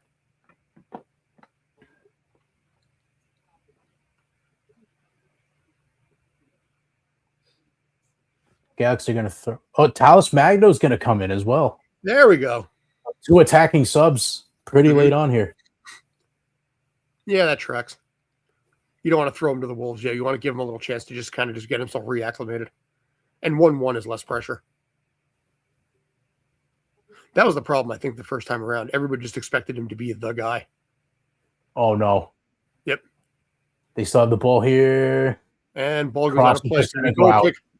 Yep, not going to threaten anything. Goal kick. And it looks like the subs are going to come in now. Joseph Pinkel's pretty upset.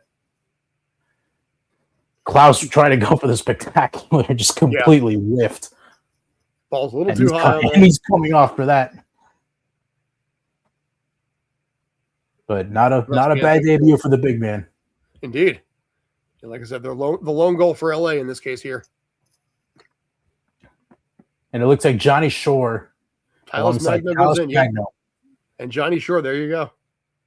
Hannes Wolf comes out. Trey one's out as well. We see the return of Talis Magno, who's clearly excited to be back in there. The scenes if he scores a last-minute winner here.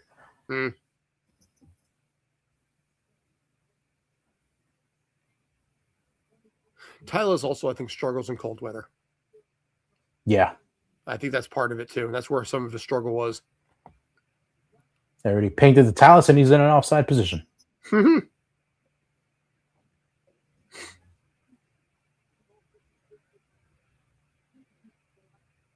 Very curious to see what he does this year. It's the first player that has ever left and come back for me as a sports writer. So it's a little different in this case for me. As a fan, it's one thing where you get, but when you know a player and then you get, you laugh with them, you share, jokes with them, and then they disappear, you assume you're never going to see him again. Yeah. So it's surprising to see him come back. No foul there. I'm surprised that he didn't get a foul.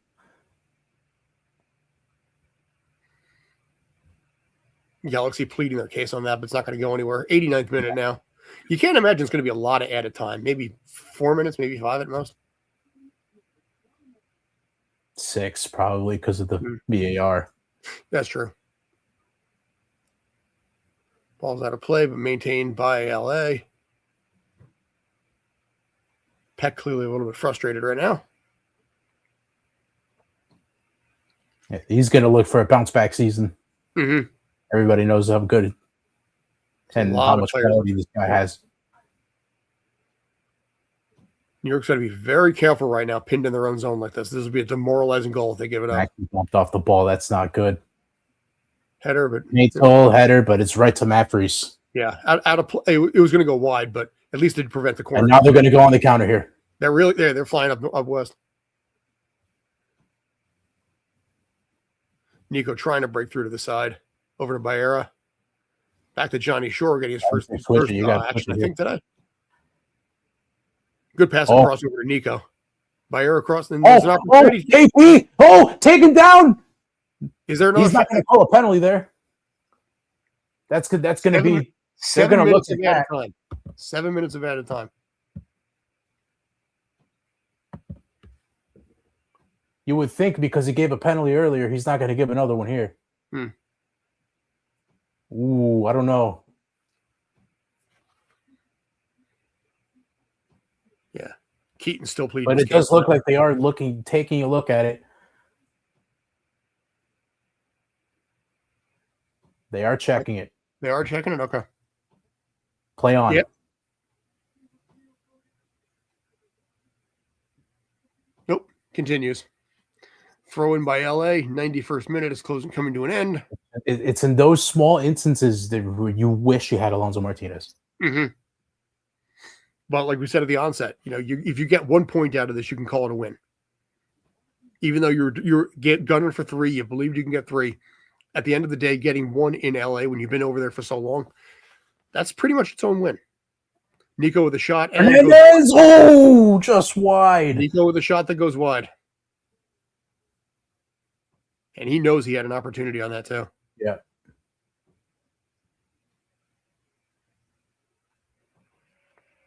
Great. They're showing the highlights of the trip for Keaton.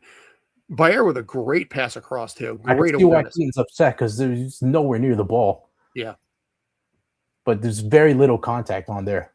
And plus, with one already been given earlier, I can see the hesitation on why the ref didn't want to give another one. Even though it is against us, you can kind of appreciate the ref not making it all about himself. Yeah. Well, that's the thing too. You got to let him play at this point. Unless it's something absolutely blatant. That was something Ted Uncles told us the ball there. a few times. Ted Uncles Now, told us. Alice Magno playing out wide.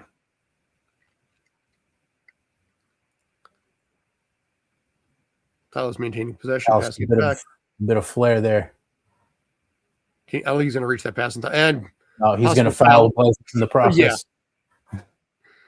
That's not going to earn any brownie points with Pascal. Yeah. Yeah, that was a straight shoulder shove. There was no argument on that. Yeah. All right.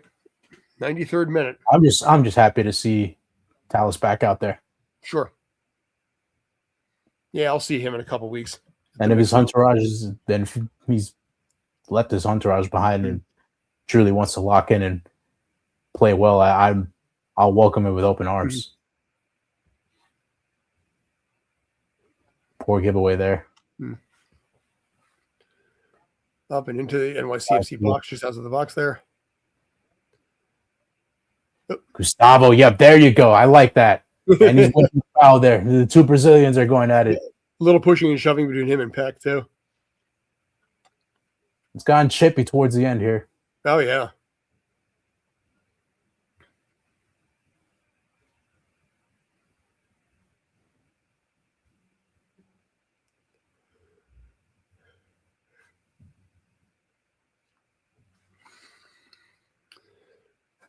I have no animosity towards Galaxy fans. I mean, they did beat the Red Bulls in that final, and I'll always be appreciative of that. They're a good fan base. I mean, they're not really they got that California vibe going on. Yeah, I mean they've been fucked over really hard by people in the front office and prior, and with LAFC how successful they've become. You're kind of happy for their fan base and them winning MLS Cup again. It's almost like a Lakers Clippers kind of a thing over there. Or I was going to say even to another degree like Dodgers Angels, but that's more extreme. Yeah. Dodgers basically being the reason why people think there's going to be no baseball next season. Unfortunate for him, he's going to miss another year. What's that? Ricky Pooch, unfortunate for him, he's going to miss another year.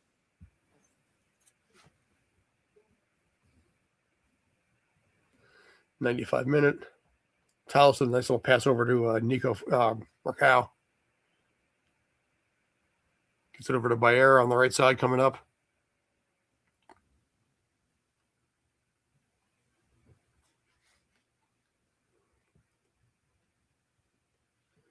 New York is kind of pinned in right now, too. Yeah. Struggling to get through. Galaxy defending with everybody. Mm-hmm. Yeah, Galaxy's playing for 1 point right now. Yeah. Good pass back by Bayer over to Nico. Up to Maxi. Over to Johnny Shore, just outside the box. And it looks like the tired legs may have come back to bit them in the ass in the second. Well, yeah, now everybody on LA is getting extra mileage in, too. Maxi's trying to break through it, and he can't. They're going back to midfield with it. Honestly, don't force it. This slate so far, you've done really well to get 1 point. I wouldn't force it. Yeah.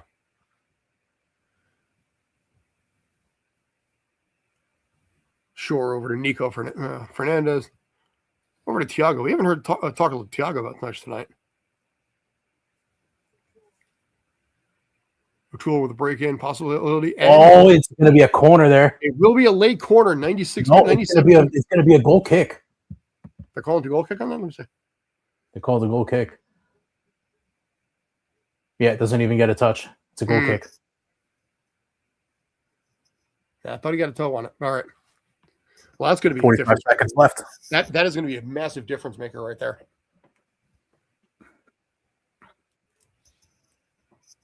Yep. Take all the time you need to burn as much clock as you can.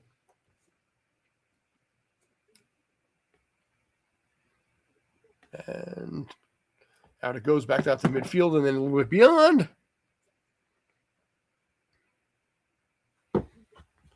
LA with one possible final chance here too. But that's going to go right to Freeze. Mm-hmm. One last chance, and it looks like it's going to go New York's way.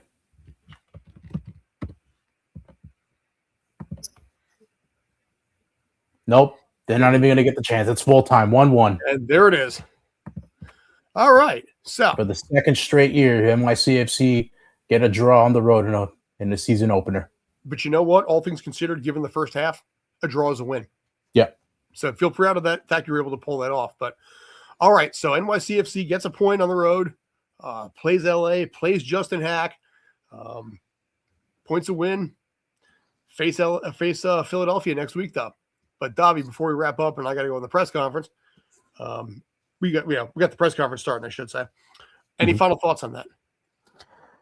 No, I think they did really well to bounce back from that first half where they weren't that well. They evident by conceding the goal in the second minute. But to be fair to the lads and to be fair to Pascal, they've done well. They held their heads up high. Yeah. In the second half here and after that, and well, it's not a completely fantastic result, not flattering, but I'd say it's a fair result considering you're down key players, you're down a striker. That's a big question mark. It's a big concern coming into the year, and to get a point and to see KP and Tallis back out there, it's very good. And I think with the 1-1 draw, you can get out of here with your head held high, and yeah, I think it gives the boys confidence into next week and the games ahead. I was just going to say that the second half, Nico Fernandez gets player of the match, which is unsurprising on this case here. One of us is probably going to ask not only about the PK, but also the pushing and shoving between him and Garces. But yeah.